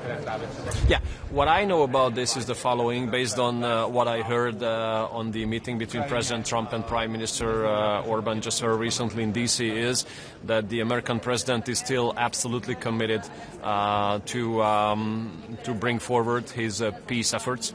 He's absolutely committed to try to make peace in Ukraine, and we Hungarians are absolutely committed to support his plans and efforts. I don't know about the exact 28 or how many points. I have no idea about that. What I know is that the Americans are still working on bringing peace back to the central part of Europe. And when it comes to Budapest, what I understood both from the American and the Russian counterparts, that they try to prepare a summit which brings an outcome which can be completed by an agreement which can bring peace back to Central Europe. And there's one thing around which there is no question, which is the venue. So we're ready to host the summit whenever the participants are ready.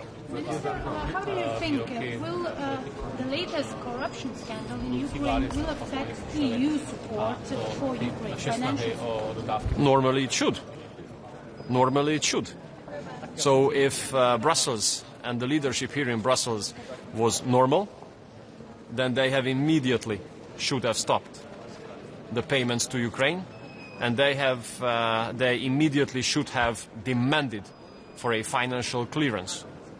We have to know what for the money of the European taxpayers was spent in Ukraine.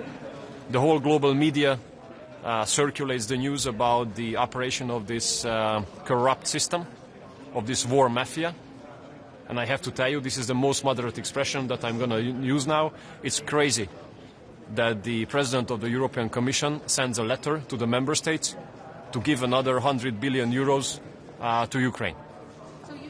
Come on. I mean, are we crazy? So there's a war mafia, a corrupt system working in Ukraine. And then the European Commission President doesn't even mention it in her letter.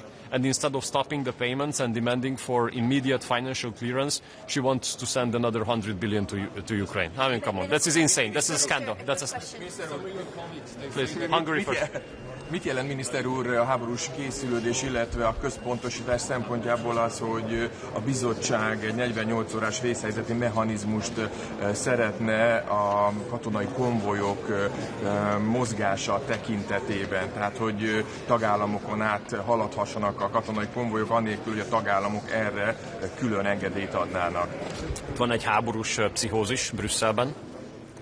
Teljesen egyértelmű, hogy a brüsszeli és a nyugat-európai politikusok a háború meghosszabbításán dolgoznak. Ez elképesztő, ez rendkívül veszélyes. Minden egyes ilyen intézkedés, ami újabb fegyverszállításokat, újabb pénzküldést irányoz elő, ami megkönnyíti a fegyverszállításokat, az mind-mind háborúpárti javaslat, mind-mind nagyon veszélyes. Mi továbbra is azt gondoljuk, hogy az Európai Uniónak egyetlen egy dolga lenne, ez pedig az, hogy támogassa az amerikai békeerőfeszítéseket azonnal és feltétel nélkül. Sorry, sir, I kept you waiting, please. Some of your colleagues, other ministers, they have argued that the corruption scandal in Ukraine shows that Ukraine is taking corruption seriously, because otherwise it wouldn't have been exposed. What are your thoughts on that? I try to be nice to my colleagues. So if we in Europe want to take corruption seriously, then we have to stop the payments. And we have to demand for an immediate financial clearance. Because what we know is that a corruption system has been operational in Ukraine on the highest state level, where the money of the European taxpayers has been sent to. So if we also would like to create a perception as if we took corruption seriously, then the President of the European Commission should not send such letter, should not have sent such a letter to the member states as she did. Miniszter úr, még egy kérdés, if I may, for Reuters. The U.S. sanctions on Lukoil come into effect tomorrow, and Hungary's promised exceptions have still not been published on the Treasury website. What does this mean for Hungary and for your energy? We had a clear agreement on the meeting in DC. I mean, an agreement between the President and the Prime Minister.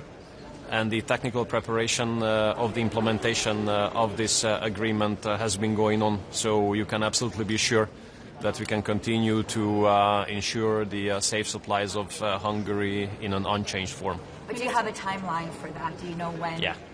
Minister, are you already, Czech Radio, are you already in touch with upcoming Czech government of Andrej Babiš and trying to get their support for stopping the money for Ukraine?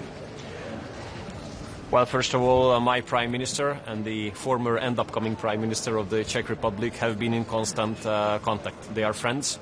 They are allies. They are both funders of the Patriots for Europe, so it's natural that there's a continuous contact between them. So they communicate regularly to each other, as we do communicate on different levels between Fidesz and ANO and the coalition partners. Of course, I myself congratulated to the new speaker.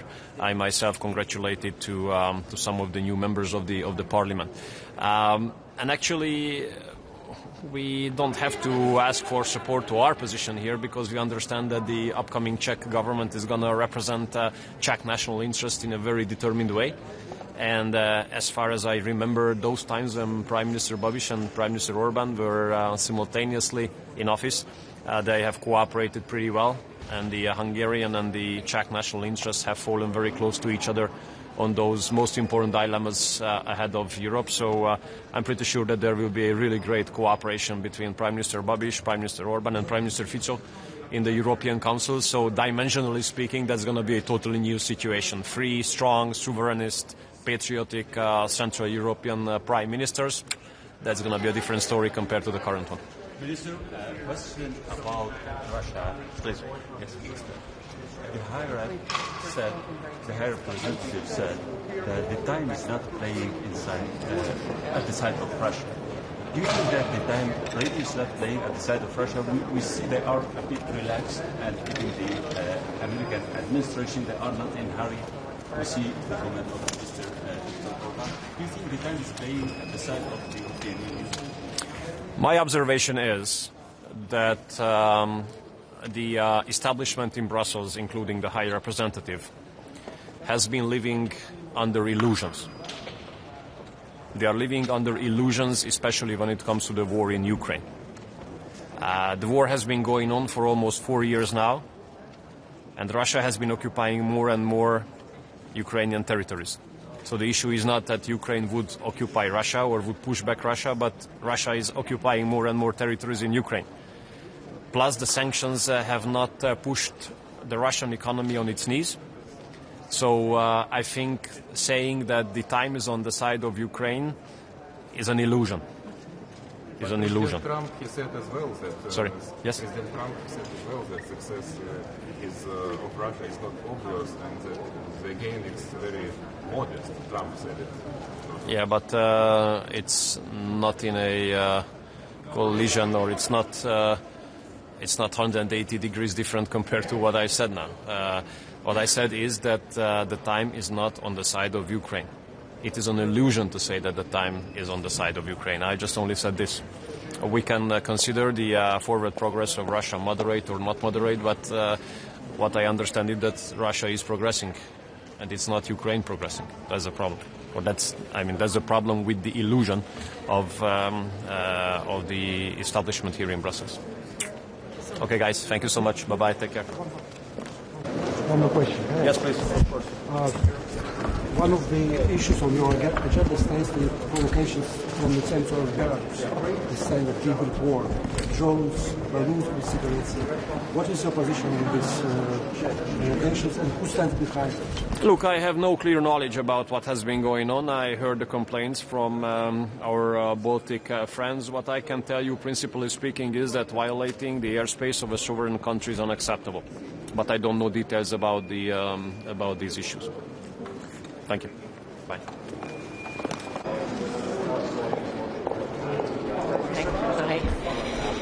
How's everyone?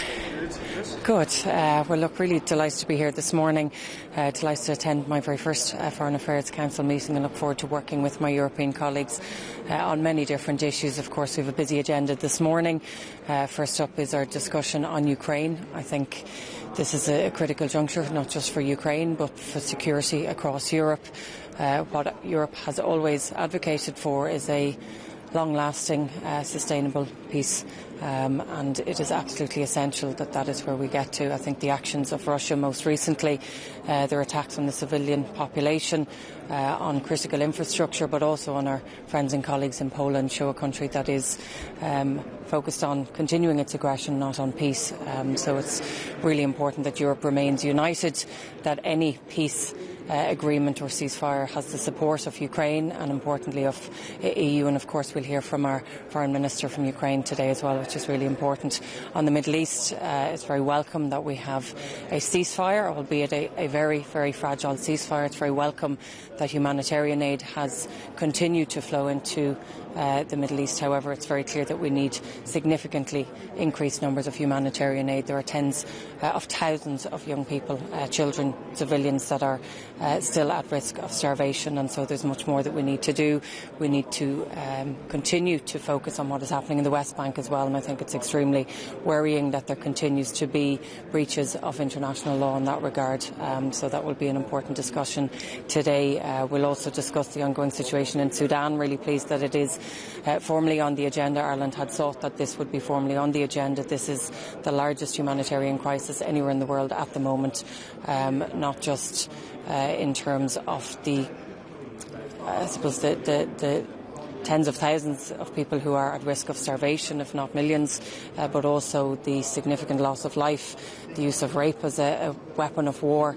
We need to do everything that we can to end this and to make sure that humanitarian aid continues to flow in. This evening I'm really pleased as well that I'll meet with the Palestinian donor group. It is important, and Ireland has been clear that we support the Palestinian Authority, so this is an opportunity to meet with the authority and to make sure that we are working towards a two-state solution in providing financial support as well as other assistance to Palestine in what is ongoing humanitarian catastrophe at the moment. Minister, just on Gaza, Israel withholding monies owed and taxes owed to the Palestinian Authority. Gaza has been effectively levelled. Does Israel need to financially contribute to the reconstruction of Gaza? And do you feel EU pressure needs to be put on Israel to bring that about? Well, firstly, I don't think it's acceptable that any funds would be withheld, and I think it's important that that is called out. I think any monies that are owed to the Palestinian Authority, tax monies, that they are paid. It's very clear that there will be significant financial support that is needed to rebuild Gaza, and that financial support will need to be sustained over a long period of time. Ireland is absolutely committed to that and has been committed to providing whatever financial support that we can, and that will continue. And I think those conversations need to be had with Israel as well as with other member states across the EU and beyond as well. Minister, on Ukraine, are you alarmed at some of the reports on the Russian and US peace plan, which seems to once again call for huge swathes of eastern Ukraine to be handed over to Russia, for the Ukrainian armed forces to be cut by 60%? This seems to be cooked up between the United States and Russian officials. Are you concerned that Europe will once again be sidelined as such a tentative peace plan emerges? Well, look, the first thing I would say is, and we all know the phrase, nothing about us without us, so any ceasefire, any agreement must have the support and the agreement of Ukraine, and it must be supported by the EU as well. And I think any suggestion that an agreement to the contrary would be acceptable by any of us, it won't be. So I think it's really important that any agreement that is reached, that there is full support from Ukraine but also from the EU. Again, I would repeat, the actions of Russia in recent days do not show a country that wants a lasting peace, and so Europe must be absolutely firm in its solidarity and its support for Ukraine. Ireland has always stood resolutely with Ukraine, and that certainly won't change. But again, I think it's important to hear from our Ukrainian colleagues here today, in light of commentary that we've heard just in the last 24 hours, and make sure that we have a very clear picture of what their view is and exactly where we go from here. Minister, about the situation in Gaza, Minister. Yes, about the situation in Gaza, with what the EU is planning, and you are discussing today, training the police and also the mission in Rafah. Do you see with this kind of guarantees that this peace plan will work, or is just another big smoke waiting for calming down and repeating this circle of escalation and violence again? I think it's really important that a key part of our discussion today is about how Europe can help, how we can do more to ensure that the ceasefire lasts. It is an extremely fragile ceasefire, and I think we can all see that from recent events, but we need to do everything that we can. There is still a significant risk of tens of thousands, if not more, of people starving, so we need to ensure that our humanitarian aid that is finally flowing in, that can increase, and that we are working towards a long-lasting peaceful solution, that we are working towards that two-state solution. And so I think the UN Council resolution, the first that we've had on Gaza in a long time, the fact that it referenced a pathway towards a two-state solution and a peaceful resolution is extremely welcome. So you have absolute commitment on Ireland's behalf in making sure that everything that can be done to support this ceasefire, that it will happen, but that our principles and our values underpin everything that we do. I think also in terms of the most recent agreement, we need to see more detail. We need to see how the Palestinian Authority will be part of that overall agreement, the board itself, who sits on us, what the overall objectives are. But we look forward to working with colleagues in the time ahead and making sure that that can be that can absolutely underpin what is an important ceasefire at the moment. Minister, on the question of the association agreement and the suspension of the trade preferences between the EU and Israel, is that now effectively dead? Or is Ireland pushing for that still to be suspended and support for that to be suspended? Look, that's very much on the table, and I think that's where it needs to remain. I think the fact that we have seen progress in recent weeks and months is very welcome. I welcome the ceasefire. I think the fact that we are seeing aid flowing is extremely welcome, but also that hostages have been released, that remains have been returned to families. I think this is really important. But given what we've seen over the last number of years, I think we need to keep this on the table. I think we need to keep it as part of our overall discussions and engagement. But our focus today is very much on how can Europe help, how can we support the ceasefire that's there, how can we work towards that long-lasting peaceful solution. Minister, just on the Occupied Territories Bill, is there a risk that American companies that are having to do due diligence on this may fall foul of a Trump administration directive whereby they can't do anything that appears to be some kind of link to a boycott of Israel? Look, we've first of all been very clear as a government that we will progress the Occupied Territories Bill. We've always been clear, though, that it's complex and that it is not straightforward. We've given a commitment in relation to goods. In terms of services, this is something that we are exploring further and working with the Attorney General on. Of course, other member states have made changes, but we've seen a changing dynamic. We obviously now have a ceasefire as well. That needs to be our focus and priority, but we are still, and I am still, committed to progressing this piece of legislation, working closely with our colleagues, not just across Europe, but in the US as well. And I think we need to be cognizant of maybe what is going on around us here, but certainly I'm committed to making sure we make progress on this and making sure that we play our part within Europe in supporting a long-lasting peace. Is your position that services could be included, your kind of personal opinion? Again, I think it's extremely complex. It's not down to my personal opinion here. This is about what's possible, what's not, what's workable here and what's not, and that's where the advice of the Attorney General and obviously our engagement with our legal team as well will be extremely important. So that's what I'm looking at the moment, or awaiting at the moment, and obviously we'll engage with colleagues right across government, because I think there's been significant common ground here when it comes to this. Not least that, I do have to reiterate and stress Ireland has been to the fore in terms of supporting Palestine, whether it's recognising the Palestinian state, whether it's the significant aid we've provided in recent months and years, whether it's the fact that we are a party to the South African case. We will and continue to support Palestine. Thank you.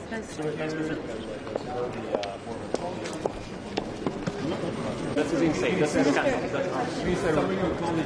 is Hungary. Good morning. I'll be making three short comments. First of all, we are 41 days away from Cyprus assuming the presidency of the Council of the European Union. The preparations are intensifying, and in that context, I yesterday had the opportunity to co-chair the EU-Tajikistan Association Council on behalf of the High Rep. Central Asia remains an area of great priority for the European Union. Secondly, I just returned from a trip to Washington, D.C., where I've met with Secretary Rubio. My conclusion as regards the EU-US relation is that we need more dialogue. There is space for more dialogue, and there is no other way of making sure that the transatlantic relation remains strong. Third, on Sudan, the situation is unacceptable for a very long time. We need to make sure that humanitarian aid scales in, and also that there is no weaponization of humanitarian aid. There needs also to be accountability for the atrocities that are taking place. In that regard, we need to make sure that we make clever use of the toolbox of the European Union. Both sides are illegitimate and cannot be part of the next day in Sudan. And finally, we need to make sure that we fully support the efforts by the Quad on the basis of the 4 pillars. Thank you very much.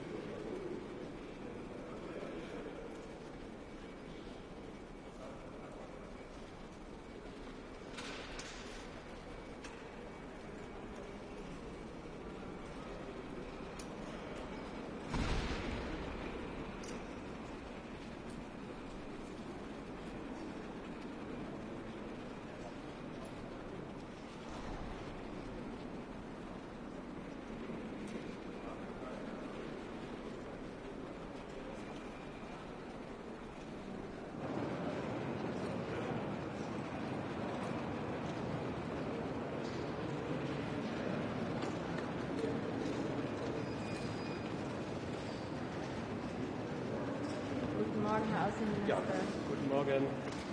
Guten Morgen, meine sehr verehrten Damen und Herren. Alle bereit? Ja. Also wir kommen erneut zu einem entscheidenden Zeitpunkt hier zusammen.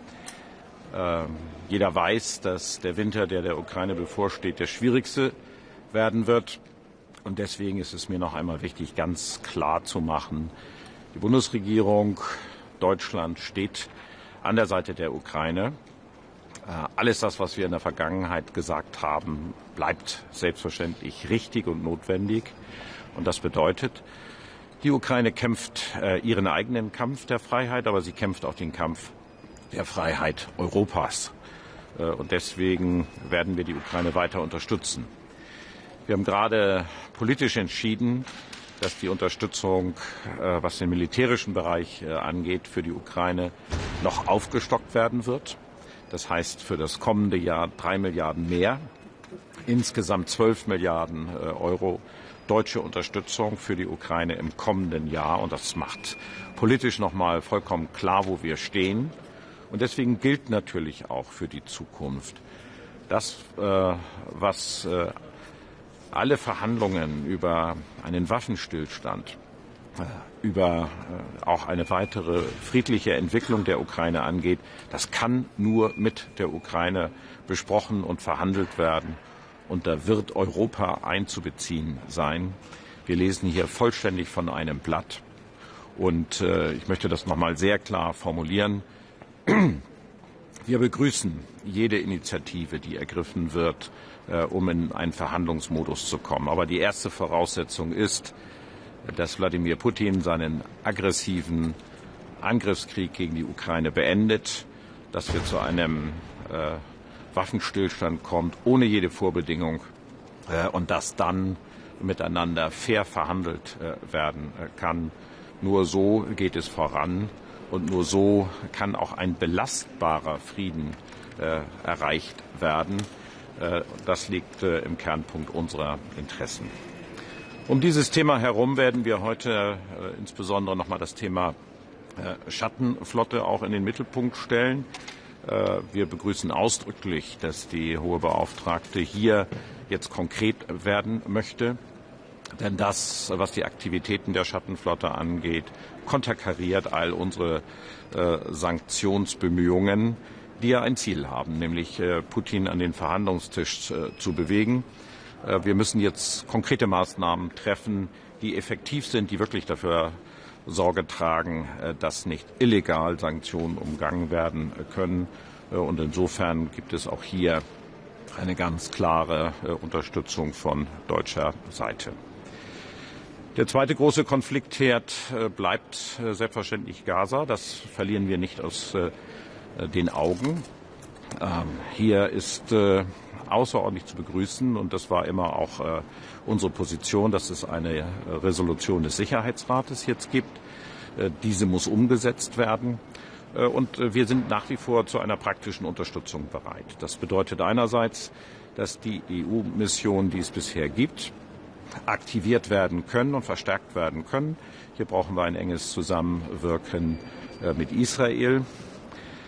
Dazu habe ich auch mit meinem israelischen Kollegen mehrfach gesprochen, und ich hoffe, dass man hier schnell zu einer Einigung kommt. Es ist vollkommen klar, dass neben der zivil-militärischen Zusammenarbeit, die jetzt in dem CMCC organisiert wird, wir unsere klassischen EU-Missionen brauchen. Die können verstärkt werden, und Deutschland ist bereit, sich hier einzubringen.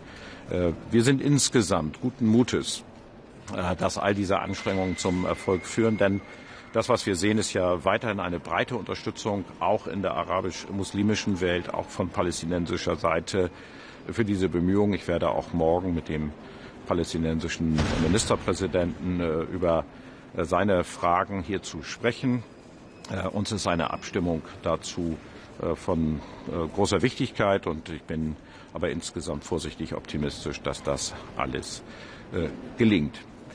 Weil wir in der Region sind, möchte ich auch noch einmal ausdrücklich unterstreichen, dass wir den Ausgleich Israels mit den Nachbarstaaten nachdrücklich fördern. Ich hoffe, dass die Gespräche, die geführt werden mit Libanon, erfolgreich sind, die dazu führen sollen, dass die Hisbollah entwaffnet wird. Das ist eine klare Obliegenheit, die die libanesische Armee zu erledigen hat. Und gleichermaßen geht es darum, mit Syrien jetzt zu Verhandlungen zu kommen, dass Israel hier einen Ausgleich findet und jedenfalls Vorbereitungen auch für echte Friedensverhandlungen geführt werden können. All das ist von großer Wichtigkeit. Und ich möchte zur deutschen Diskussion, was Syrien angeht, noch einmal sagen, man kann mit der Lupe suchen, aber es gibt keine Unterschiede der Position, was die Rückführung von Syrerinnen und Syrern angeht, zwischen dem Bundesinnenminister und mir, zwischen dem Bundeskanzler und mir. Wir lesen von einem Blatt. Es gibt die Rückführungen, es gibt die Situation in Syrien und hier gibt es eine völlig einheitliche Position. Dankeschön. Herr Minister, ist es grundsätzlich für Sie vorstellbar, dass der Ukraine Obergrenzen für ihre Streitkräfte und Waffensysteme auferlegt werden? Ja, wie gesagt, ich glaube, man muss mit der Ukraine das besprechen, aber es muss eine Sicherheitsarchitektur sein, die erstens dafür sorgt, dass die Ukraine in Zukunft sicher leben kann. Wir müssen aus der Minsk-Situation lernen für die Zukunft. Und es muss klar sein, dass die Ukraine ihre Souveränität wahren kann, in welchem territorialen Umfang auch immer. Das muss auf Augenhöhe verhandelt werden. Und das ist nicht nur für die Ukraine von Wichtigkeit, sondern auch für Europa. Weil wir alle sehen, dass Russland in einem Maß aufrüstet, dass man sich berechtigterweise in Europa die Frage stellen muss, zu welchem Zwecke geschieht das. Und deswegen nochmal in dieser Situation muss man Grundprinzipien wahren. Für die werde ich hier eintreten. Und ich werde auch deutlich machen, dass alles das, was jetzt geschieht, erfordert, dass wir in entsprechende Überlegungen auch einbezogen sind. Denn wir leben hier in Europa, wir stehen an der Seite der Ukraine und wir sind auch in einer sicherheitspolitisch zusammenliegenden Situation und deswegen muss Europa einbezogen werden. Sehen Sie die Ukraine dann, die EU dann weiterhin auf die Einforderung russischer Vermögenswerte bis Ende des Jahres für die Ukraine freizugeben? Und was verändert der Korruptionsskandal in der Ukraine vielleicht in dieser Situation? Na, der Korruptionsskandal und all das, was es dort an Vorwürfen gibt, das muss rückhaltlos aufgeklärt werden. Das hat der Bundeskanzler auch ja Präsident Zelensky klargemacht. Also wir unterstützen diese beiden unabhängigen Behörden. Das habe ich auch bei meinem Besuch in Kiew klar gesagt. Das ist vollkommen glasklar. Aber das darf natürlich den Blick nicht von uns abwenden lassen, wo wir stehen insgesamt. Wir stehen an der Seite der Ukraine und nur deswegen, weil es dort Korruptionsvorwürfe gibt, können und werden wir in unserer Unterstützung für die Ukraine nicht nachlassen, sondern wir werden das eine tun, nämlich verlangen, dass das aufgeklärt wird und das andere nicht lassen, nämlich eine glasklare Unterstützung für die Ukraine. Und wir müssen auch darauf achten, dass vielleicht manch einer das auch nutzt, um uns zu irritieren. Und auch das dürfen wir nicht zulassen. Und deswegen nochmal ganz klar, und deswegen habe ich die finanzielle Dimension auch nochmal deutlich gemacht, das ist weiter auch unser Kampf für Freiheit, für eine Friedensordnung in Europa. Herr Minister, Sie wollten noch eine Frage stellen. Die Ausbildung von palästinensischen Polizeieinheiten wird gerade auch debattiert. Wie ist Ihre Position hierzu und was könnte Deutschland da beisteuern? Wo sollte sie im Falle stattfinden? Wir brauchen eine Sicherheitsarchitektur für den Gazastreifen. Dazu wird die internationale Stabilisierungstruppe gehören, die jetzt ja legitimiert worden ist durch die Resolution und natürlich auch palästinensische Polizistinnen und Polizisten. Ich denke, dass diese im Wesentlichen durch Nachbarländer ausgebildet werden. Hierzu hat sowohl Jordanien als auch Ägypten schon seine Bereitschaft erklärt. Herzlichen Dank. DPA noch eine Frage. Es gab von Frankreich die Ankündigung, 100 Polizisten zu dieser Mission zu COPS zur Verfügung zu stellen. Was kann Deutschland da versprechen? Wie viel könnte man? Also derartige Fragen sind an uns bisher nicht herangetragen worden. Und ich glaube auch, dass es wirklich wichtig ist, dass das durch Palästinenserinnen und Palästinenser gemacht wird, damit es Ownership gibt, damit es auch die Möglichkeit gibt, dass das, was dort an Polizeikräften eingesetzt wird, Akzeptanz vor Ort findet. Und ich finde das Modell, über das wir jetzt gerade schon gesprochen haben, dass eben die Nachbarstaaten ausbilden, finde ich ein erfolgversprechendes Modell. Das hat auch schon begonnen und daran, denke ich, sollten wir uns beteiligen. Ansonsten, wir sind bereit, an einer Wiederaufbaukonferenz teilzunehmen, wenn Ägypten dazu einlädt. Also, Dankeschön.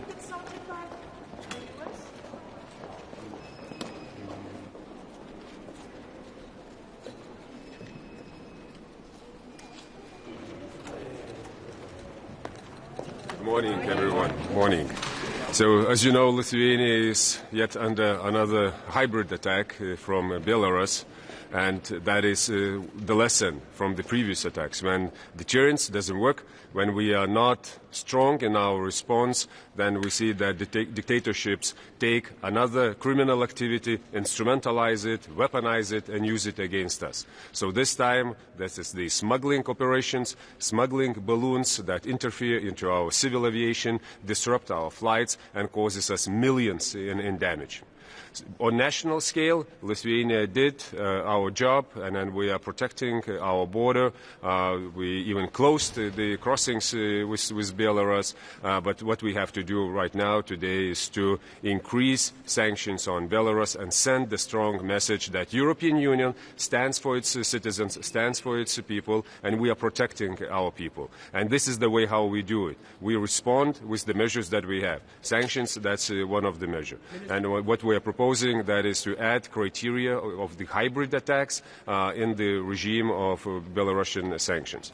The second discussion today that will be really important and paramount, that will be the finances provided to Ukraine. Ukraine has to withhold where they are right now. We know the needs, we know the microfinancial needs, we know the war effort needs, and we have to meet them with our contribution.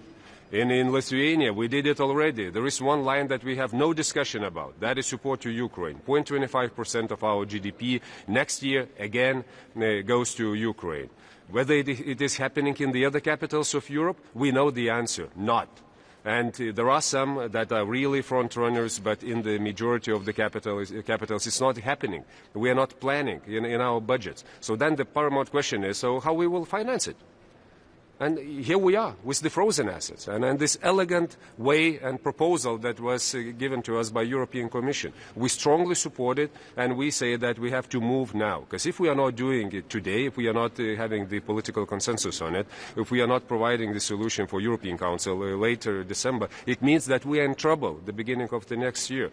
And I know what Russians see and what they think about us, that we cannot withhold it, that we cannot handle it, that we cannot provide the finances, and it means that time plays into the hand of Russia.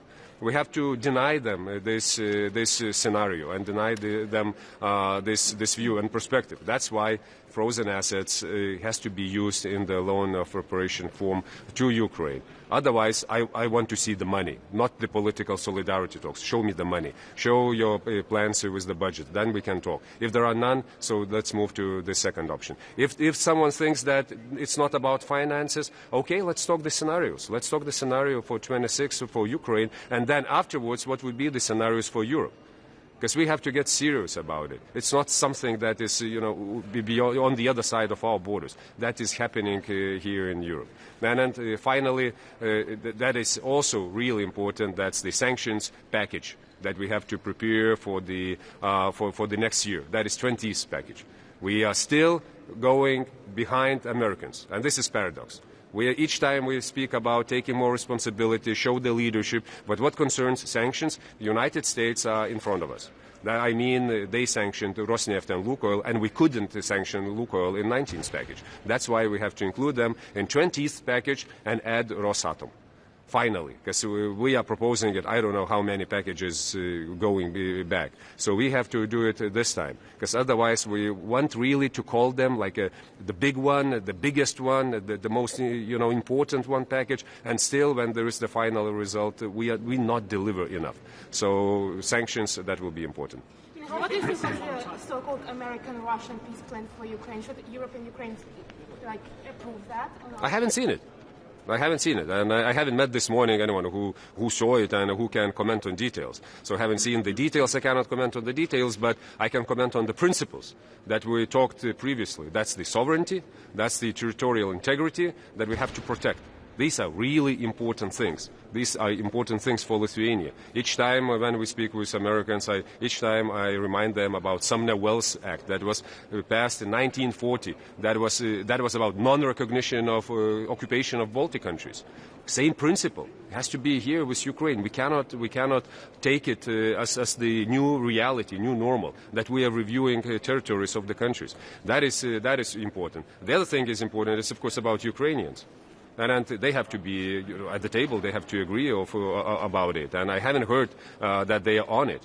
And final point, if there is something related to Europe, we are Europe. And we have to discuss what is Europe and what is about our security. How will help Ukraine in the case of immediate ceasefire? Because security guarantees is not ready.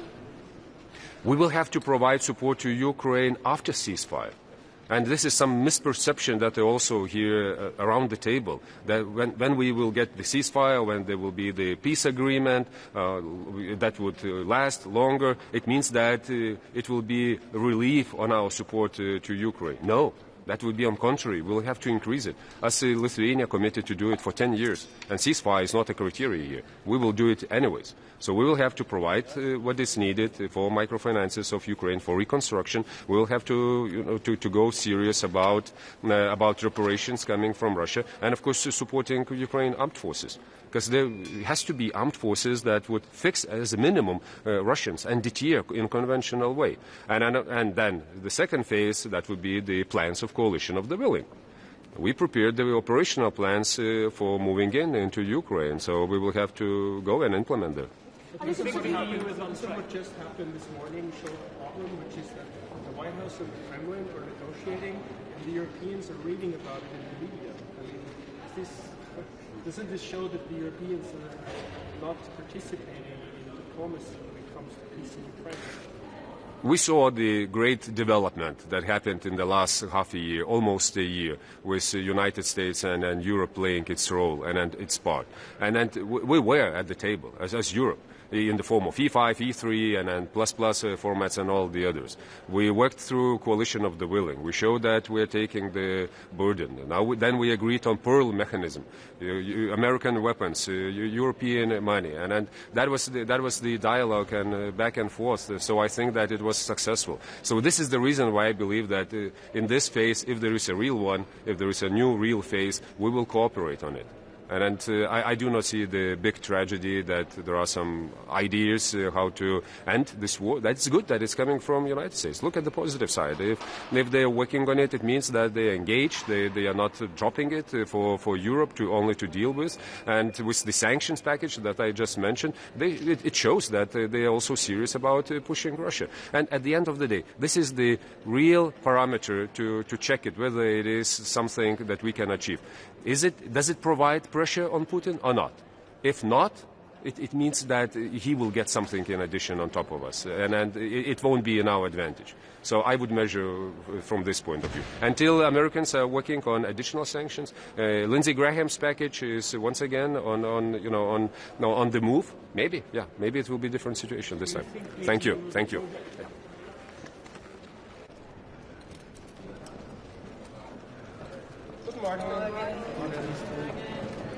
Guten Morgen. Ich freue mich auf die Diskussionen. Sie sind ja sehr aktuell, gerade was den Krieg in der Ukraine angeht und die russische Aggression dort.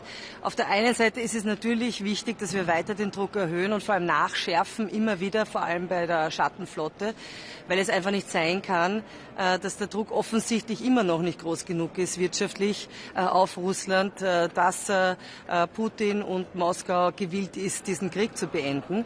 Die Sanktionen haben Wirkung, vor allem auch jetzt im Zusammenspiel mit den USA.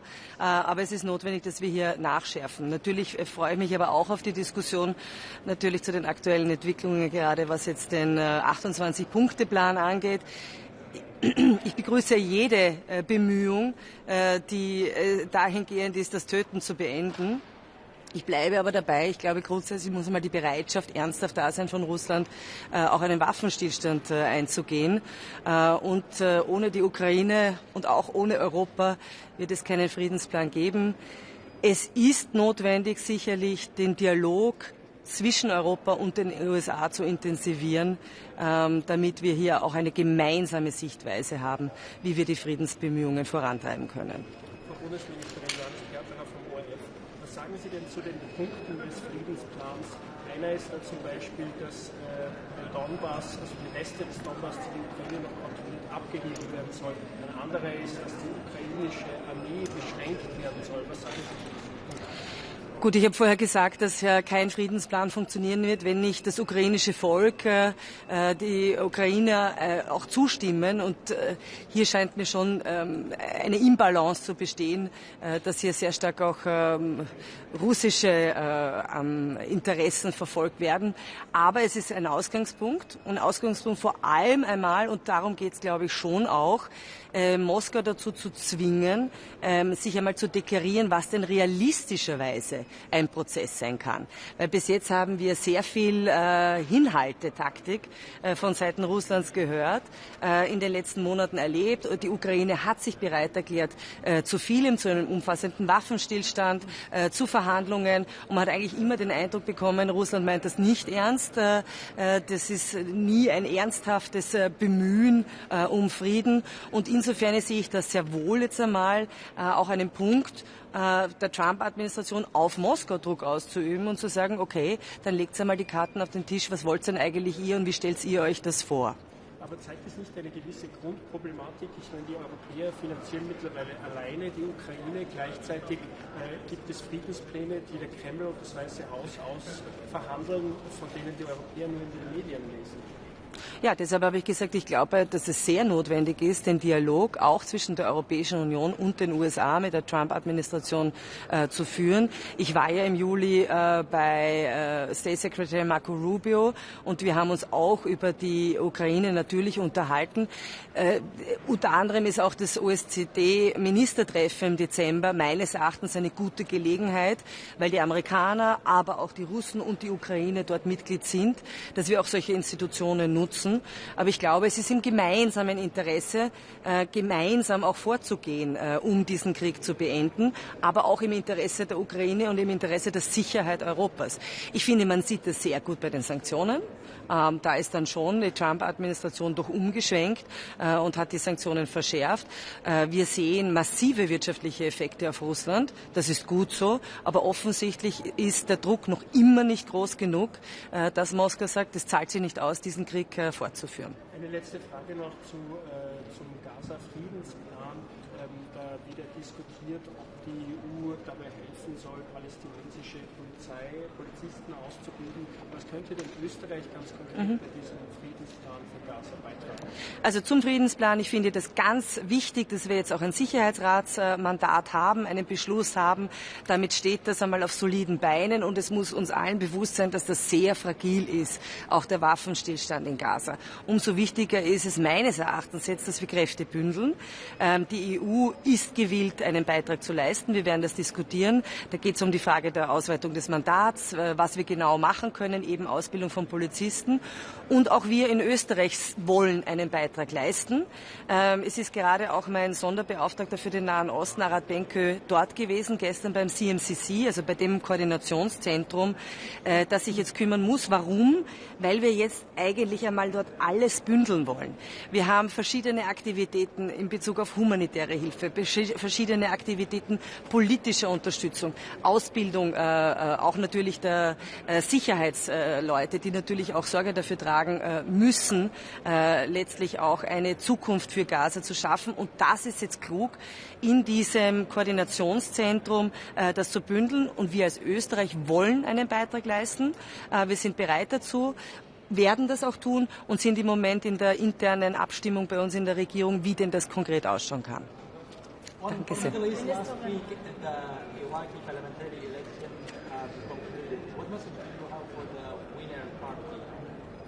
I'm sorry, this is not for today's topic. I'm currently.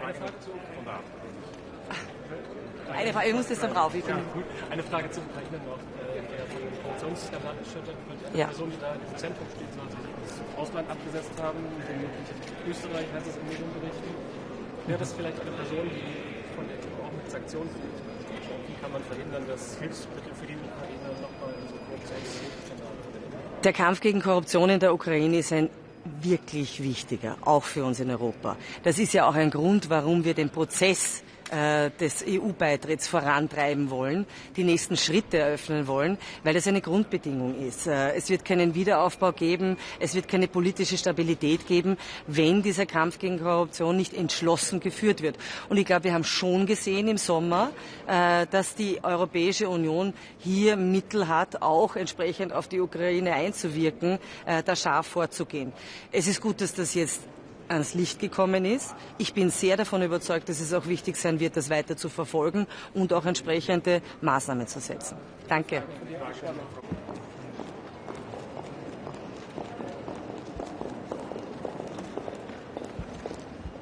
Good morning. Is this okay?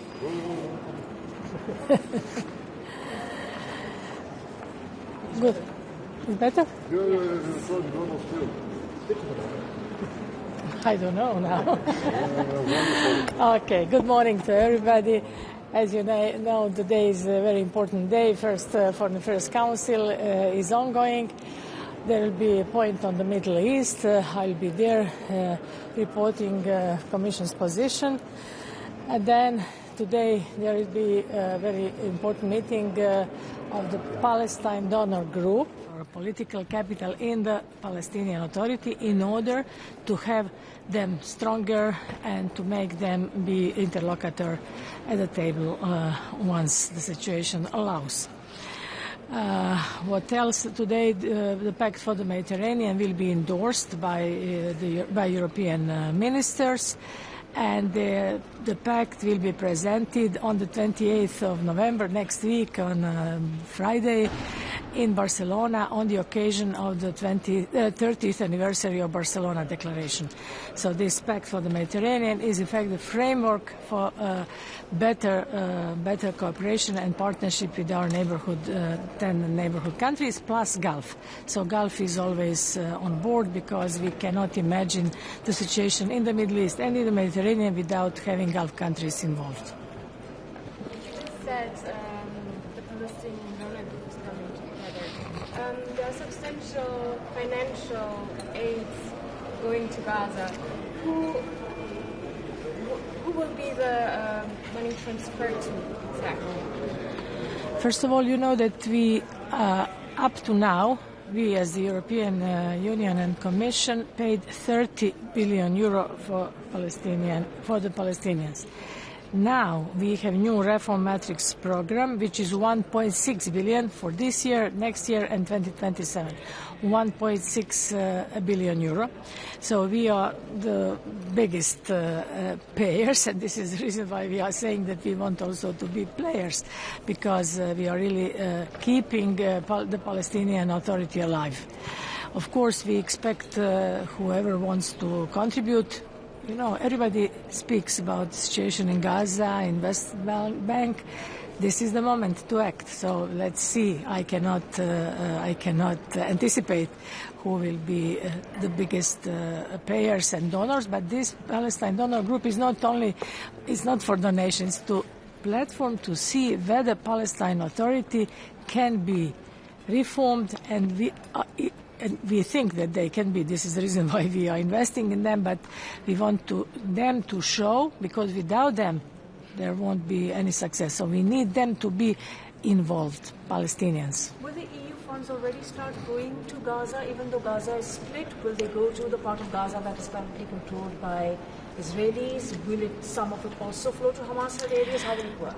At this moment, the money goes to the Palestine or Palestinian Authority, and this is the only way how we transfer our money. The money is always conditioned with reforms, and of course, this is the reason why we have this Palestine Donor Group, to discuss their reforms to see. There will be also a side event today, which will showcase how our Pegasus mechanism works. Pegasus mechanism is the mechanism we have at the European level to monitor and not to say control how the money is disbursed. So it is disbursed to each and every beneficiary, and we know where every cent of European taxpayers' money goes. Commissioner, what would you like to see from the Palestinian Authority specifically today in terms of reforms? Are there any points you will be highlighting? There are points which I have been highlighting since day one of my mandate. One is textbooks. We want to get rid of I won't say dangerous or hazardous, but of hateful substance in textbooks. This is something which is very important. And the second one, we want to regulate this so-called pay for slave system, because they changed the law. They adopted the law in February, and they have to enact this law, and they have to behave in accordance with this law, which means we have to know that money goes to the hands of those who really need it, the teachers, nurses, doctors, policemen, and so on. On Russia, how confident are you that the EU will be able to use frozen Russian assets as promised by the end of the year for Ukraine? This is not my topic. Of course, I'm a member of college, so I'm following what's going on. It depends whether other member states, plus Belgium, will act in solidarity, but I cannot say more and cannot anticipate their decision, the decision. You just mentioned police forces and that needs to be trained. Will you be asking of member states to contribute? And yes, we will be asking member states, because we cannot do this alone. European Commission, as I said, there is funding which is also constrained and restricted. We will ask member states for higher financial contributions, but also for deployment of their services, be it policemen, be it security. We will ask member states to contribute. This is something which also HRVP, or High Representative Kaja Kallas, will also urge for. Where will those trainings happen? Pardon me? Where are those trainings supposed to happen? Let's see. It depends on the country. I cannot say more about this, but this is, so far as I am informed, many countries already decided to deploy their forces. This will be the way how they will contribute to Gaza and to Gaza reconstruction. Will they be deployed already in the part of Gaza where Hamas has been taken down? Difficult to say. The best development will be that Hamas lay down their weapons, and this is something which all of us are looking forward. Who will be enforcing that Hamas will lay down their weapons? Who will be in charge of all of us, all member states and international community, be it Americans, be it Gulf countries, be it us. So all of us have the same goal, and the goal is to de-weaponize Hamas and to start reconstructing Gaza. But through which instrument? Can you be more concrete? The instruments is pressure, political pressure. And is the aid going to Hamas-held Gaza? Is the European aid entering Hamas-held Gaza? No. I'm saying political aid goes to the Palestinian Authority, and everything goes via them. And this is the very reason why we have this Palestine donor group today. Not only today, it will be meeting which we will be having structurally, because this is the moment and the platform where we can discuss with Palestine Authority how to continue. Not to Hamas, nothing to Hamas. Thank you. Thank you. Commissioner, a question about what you said. The EU wants to be there and prepared. Yes. We hear this statement since more than 10 years, or even more. What should be done? It's your file. What should be done to achieve this, and in which direction? Of course, you know what? First precondition for everything is that ceasefire holds. If ceasefire holds, I'm talking about Middle East now, then we continue our cooperation. This is important. But we want to be players, not only in the Middle East but also in North Africa, also in Gulf, and this is exactly why President von der Leyen decided to establish this new portfolio, new Directorate General, and we are doubling the money for the next multi-annual financial framework. This is how we want to show that we are serious, that it's not only symbolic, and this is how we will try to empower also our role in that part of the world. The work is going with GCC countries. Can you tell us, elaborate more, what are you doing together? How you coordinate concerning the situation in Palestine? We have very close collaboration with GSS countries. There are two tracks. One is bilateral, which means that we will sign strategic partnership agreements with each of these countries. I'm traveling to Gulf at the beginning of December. And another track is a regional, which means that we are cooperating with them as a council, and this is something which we are continuing, and we badly need Gulf countries on board for the peace, prosperity, and for the reconstruction of Gaza, and not only Gaza, I'm talking also about Syria and the whole Middle East. Thank you.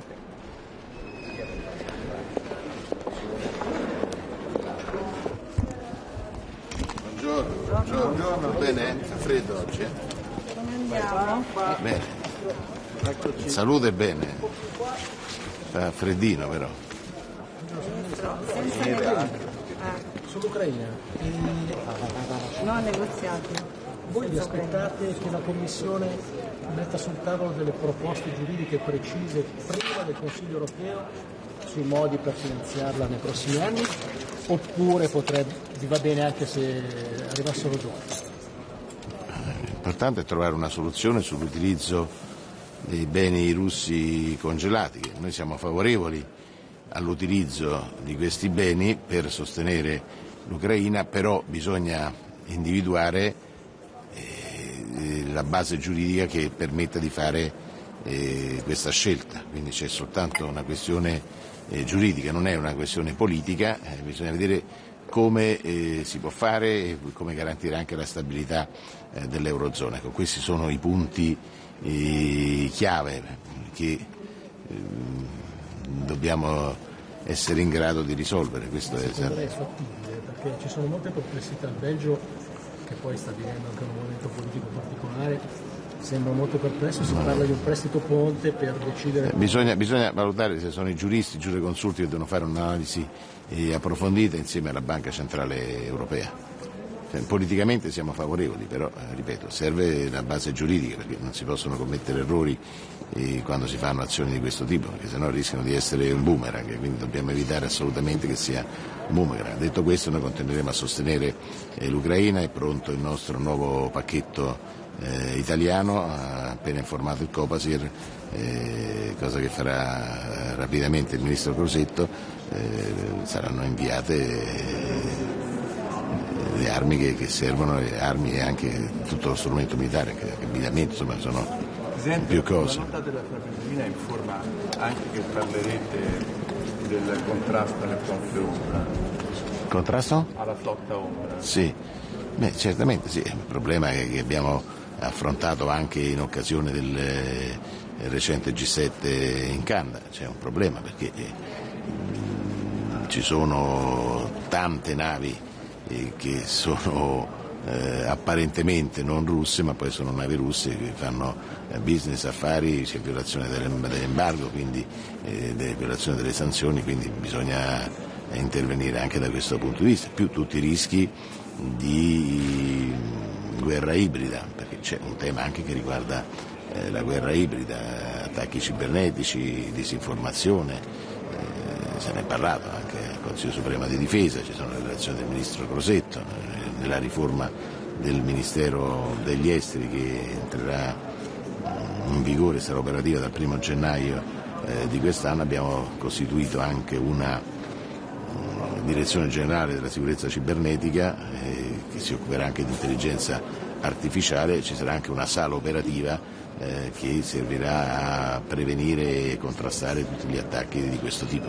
Ministro, questo piano ucraino-americano sull'Ucraina, che prevede a quanto pare dalle anticipazioni anche importanti concessioni territoriali alla Russia, ancora no, sono solo indiscrezioni giornalistiche, è difficile commentare indiscrezioni giornalistiche. Quando sarà presentato faremo un'analisi approfondita, come sempre è stato detto l'Europa dovrà svolgere anch'essa un suo ruolo, anche perché l'Europa ha inflitto le sanzioni alla Russia, non si può risolvere il problema se poi non si ritirano le sanzioni. Per ritirare le sanzioni deve esserci anche l'accordo dell'Unione Europea, quindi adesso siamo ancora nella fase delle sanzioni e di aumentare le sanzioni. Quando finalmente ci sarà la possibilità di sedersi attorno a un tavolo lavoreremo tutti per raggiungere la pace, questo è l'obiettivo finale di tutti. Noi lavoriamo tutti per la pace, nessuno vuole, noi non siamo in guerra con la Russia, l'abbiamo sempre detto, non inviamo armi che possono essere utilizzate in Russia, quindi questo è molto chiaro, però la Russia è il paese che ha invaso l'Ucraina, cioè c'è un aggressore e un aggredito, questo dobbiamo sempre ricordarlo e noi continueremo a sostenere l'Ucraina nella speranza che si possa quanto prima arrivare a un cessate il fuoco dopo un incontro tra le parti. Se gli americani continueranno a svolgere questo ruolo noi sosterremo assolutamente l'azione degli americani, fermo restando che poi l'Europa dovrà essere parte della trattativa, anche perché l'Ucraina rappresenta anche una barriera di sicurezza per l'Europa. Se cade l'Ucraina aumentano i rischi per l'Europa e questo non possiamo assolutamente accettarlo né permetterlo. Scusi, Ministro. Per quanto riguarda invece le tensioni tra il Colle e il governo, crede che è rientrata questa crisi che c'è stata legata a queste discrezioni del consigliere?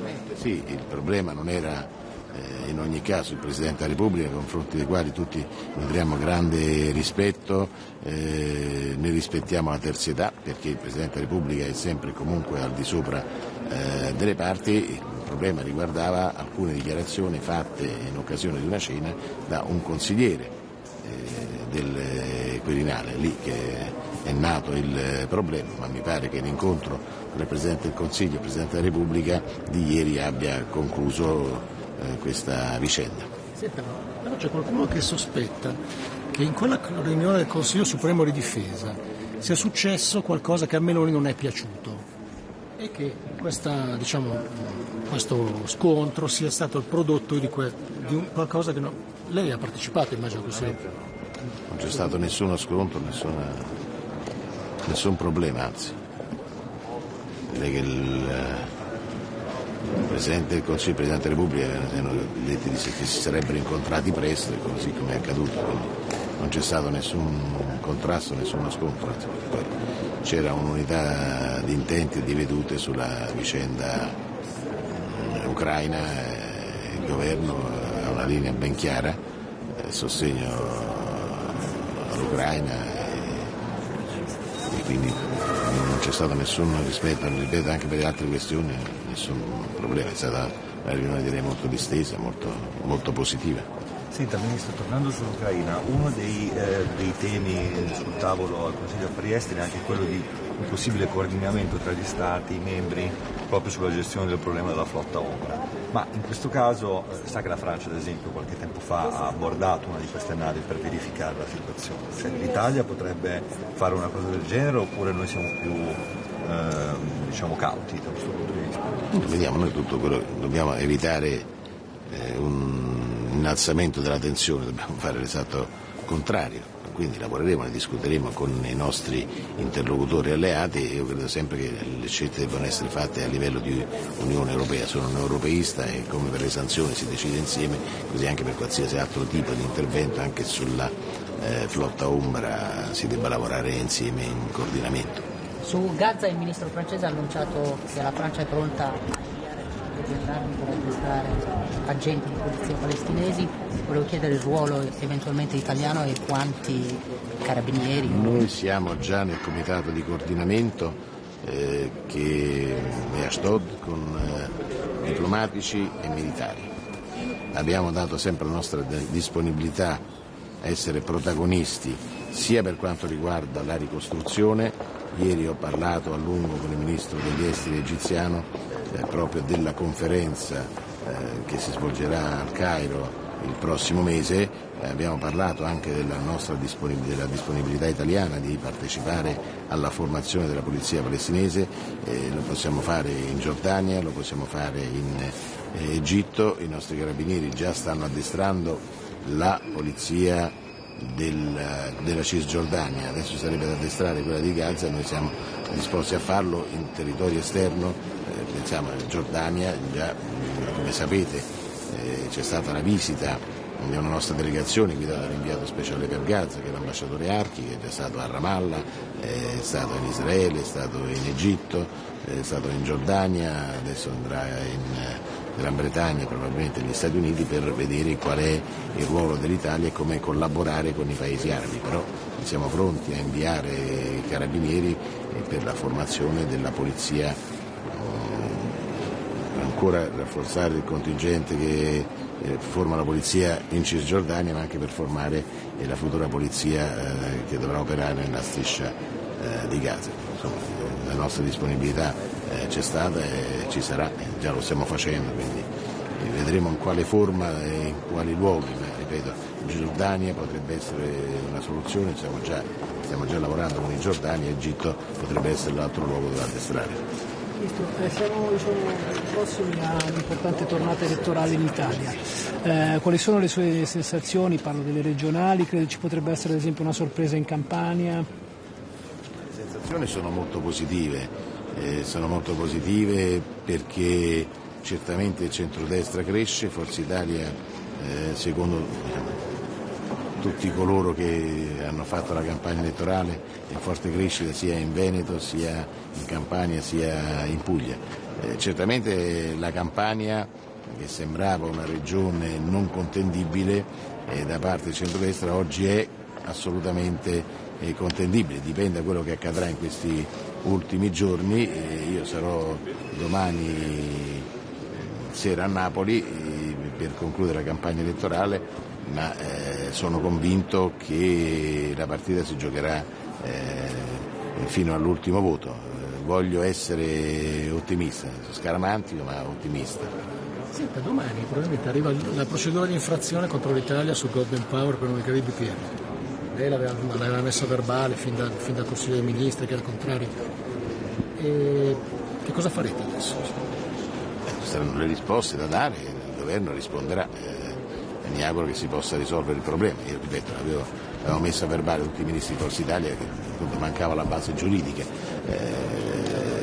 però l'ho detto perché la lunga frequentazione di Bruxelles mi portava a dare questo segnale, però adesso credo che il problema vada risolto e si possa poi alla fine evitare l'avvio della procedura di infrazione, quindi arrivare a trovare una soluzione positiva lavorando con Bruxelles, con il dialogo, con il confronto per impedire che ci sia un'altra procedura di infrazione. Io mi auguro che questo si possa fare con il confronto tra il governo, il ministro Giorgetti e la commissaria Albuquerque. Va bene, buona giornata, buon lavoro a tutti, grazie. Arrivederci.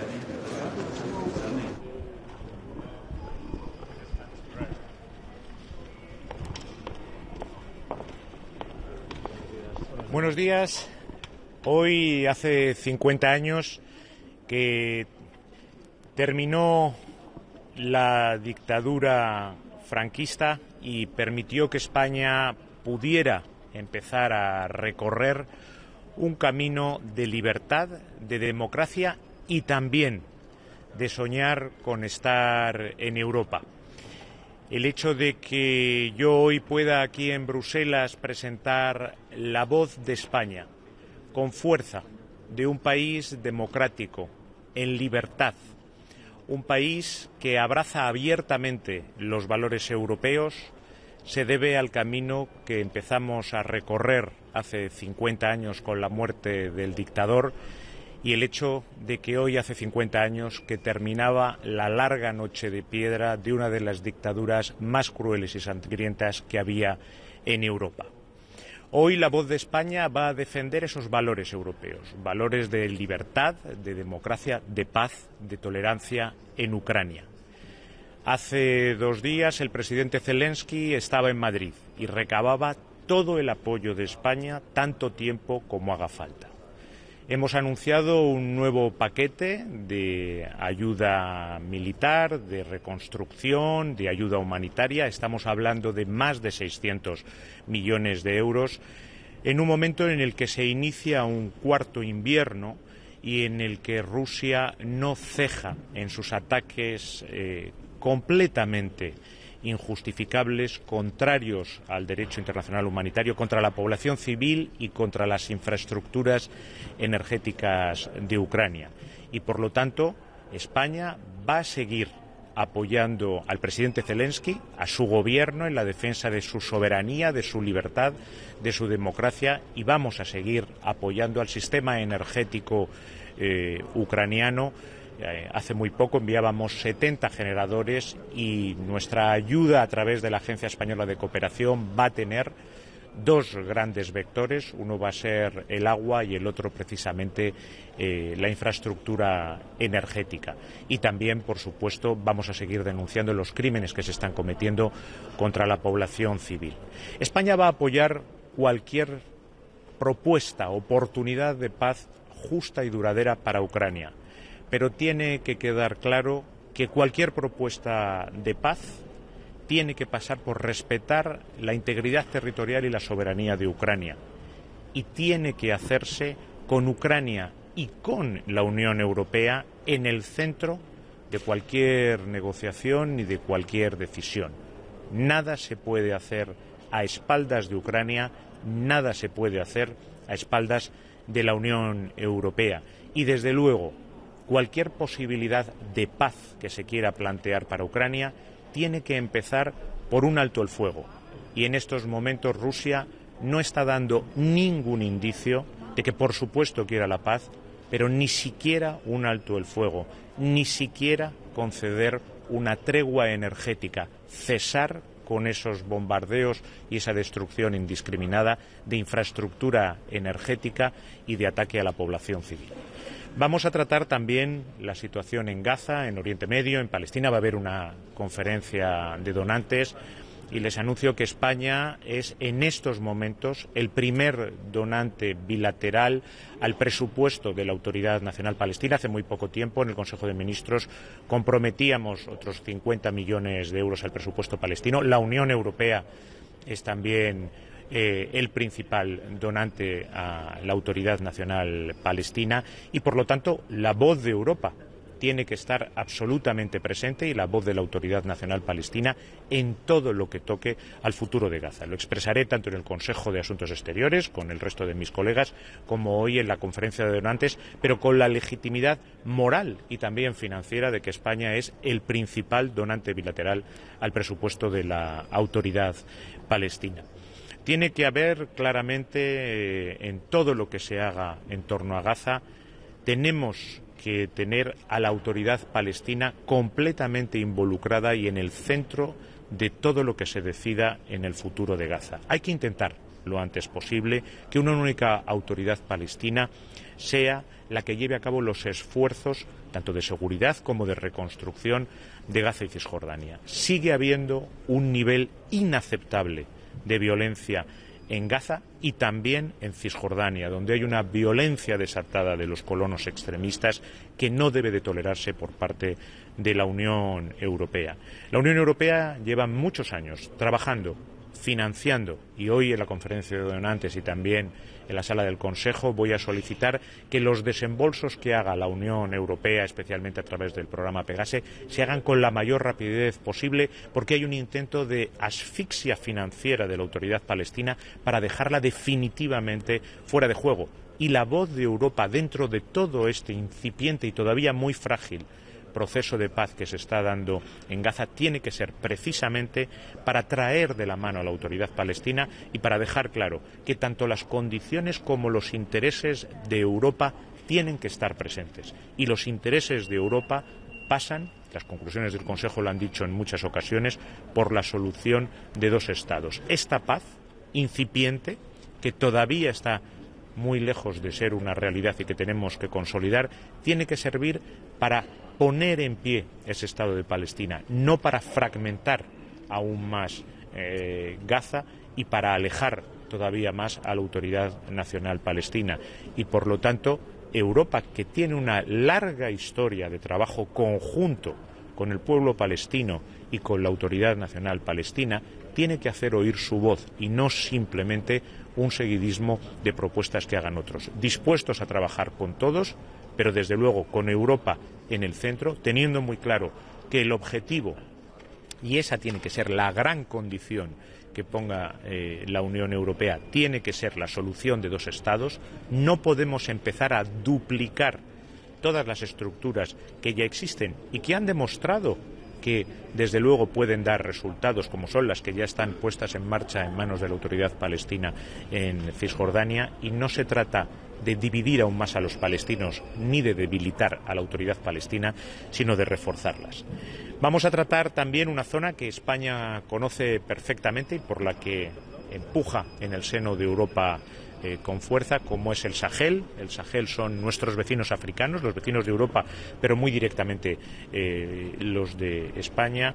La Unión Europea tiene que mantenerse sobre el terreno. Evidentemente hay países muy distintos, con condiciones democráticas, económicas, de desarrollo muy diferentes unos a otros en el Sahel. Podemos adaptarnos, pero lo que la Unión Europea no puede hacer es desaparecer del Sahel, todo lo contrario, tiene que tener una presencia importante.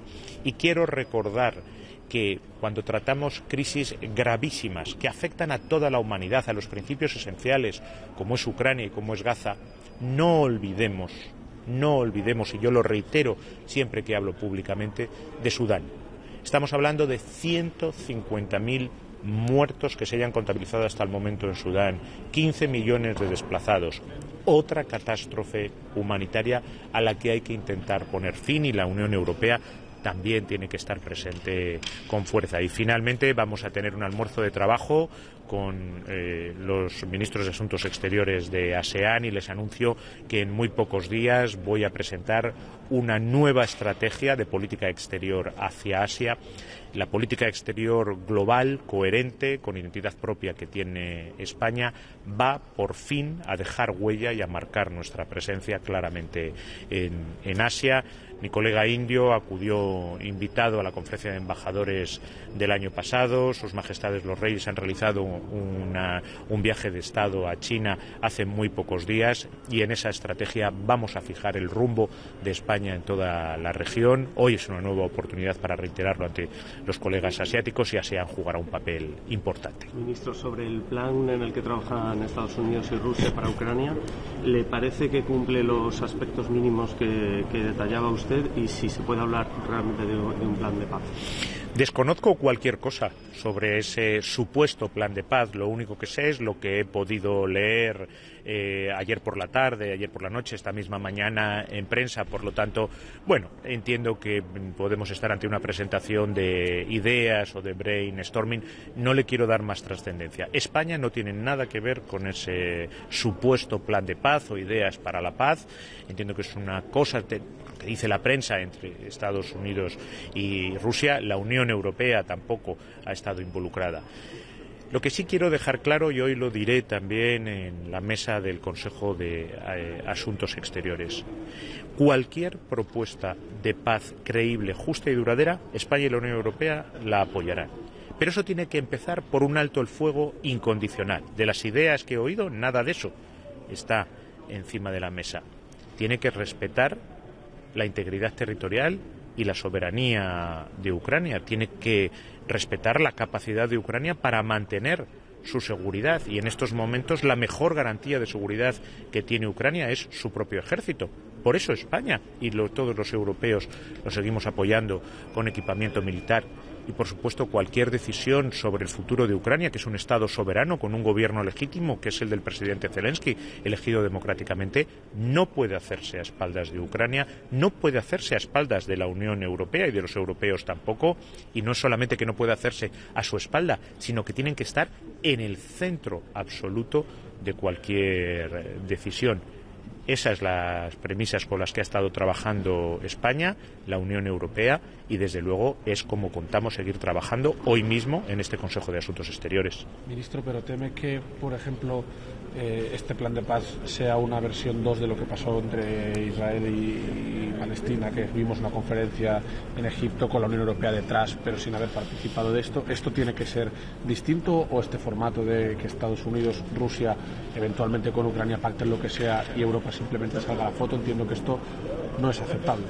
No es aceptable ni en Ucrania ni en Gaza que la voz de la Unión Europea no esté en el centro de todo lo que se decida.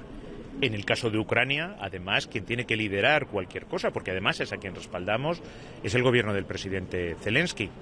En el caso de Gaza tienen que ser los palestinos y la Autoridad Nacional Palestina, que es el socio de la Unión Europea desde hace mucho tiempo. Yo creo que sobre esto no hay la más mínima ambigüedad. En cualquier caso, para la política exterior de España no hay la más mínima ambigüedad.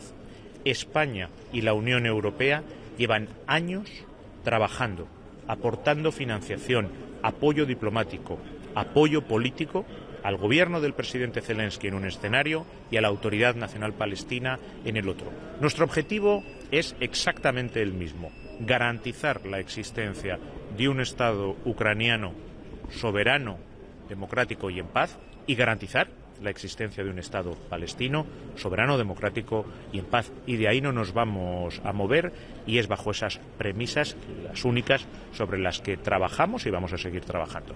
Minister, you just compared something we always ask about. Even one of our colleagues has been fired from his work because he asked about Gaza and compared Ukraine with Gaza. He asked why EU don't ask Israel to pay the cost of rebuild Gaza, and we are asking Russia also to do so. What do you think about this comparison? Because you made this comparison. Spain has a coherent position, both in Ukraine and in Gaza. What's at stake in both places, it's also international law, international humanitarian law.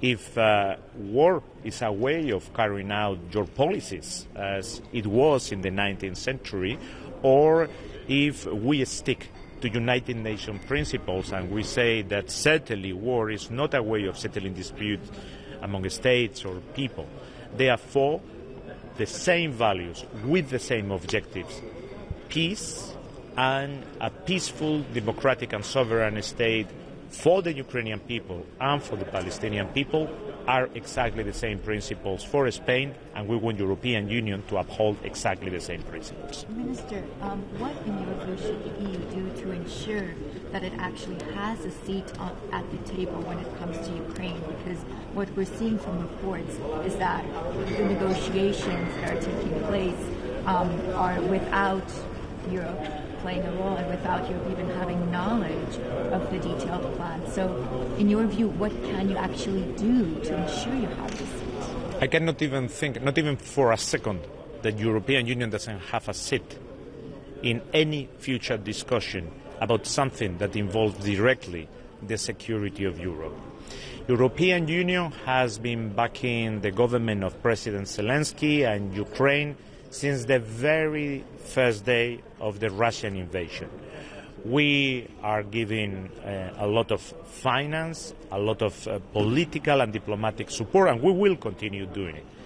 Therefore, we must be there. It affects us, and we are a player since the very first day. And certainly, the one that has to be at the driving seat, and the one that we are going to listen, both the Europeans and certainly the Spanish government, is President Zelensky and the Ukrainian government. We are talking about a sovereign country with a democratically elected government. Therefore, nothing for Ukraine without Ukraine, nothing about European security without the Europeans. Ministro, la última sobre el Sahel ha defendido la presencia europea en la zona. En su momento España fue uno de los países con más presencia militar allí. ¿Está apostando España por recuperar este tipo de misión? Desde luego nosotros vamos a apoyar la presencia de la Unión Europea y toda misión que se haga. Hay una gran dispersión y una gran diferencia entre estados dentro del Sahel. Tenemos desde juntas militares, con las que la relación es mucho más difícil, hasta países con una democracia pujante y socios de primer orden para España. Por ejemplo, Mauritania, un país muy cercano a España y un país que en circunstancias muy difíciles está demostrando que se pueden tener resultados en cuanto a crecimiento económico, en cuanto a lo que es una democracia que está avanzando, y tenemos el caso de Sudán, que es una inmensa catástrofe humanitaria y que tenemos que actuar. Pero desde luego hoy lo que yo voy a solicitar, como hemos hecho siempre, es que la Unión Europea siga siendo un actor de primer nivel con todo tipo de misión, adaptándose, eso sí, a la realidad sobre el terreno, las realidades de seguridad y la realidad con el tipo de gobierno que tienen cada uno de ellos. Muchas gracias. I really have to go.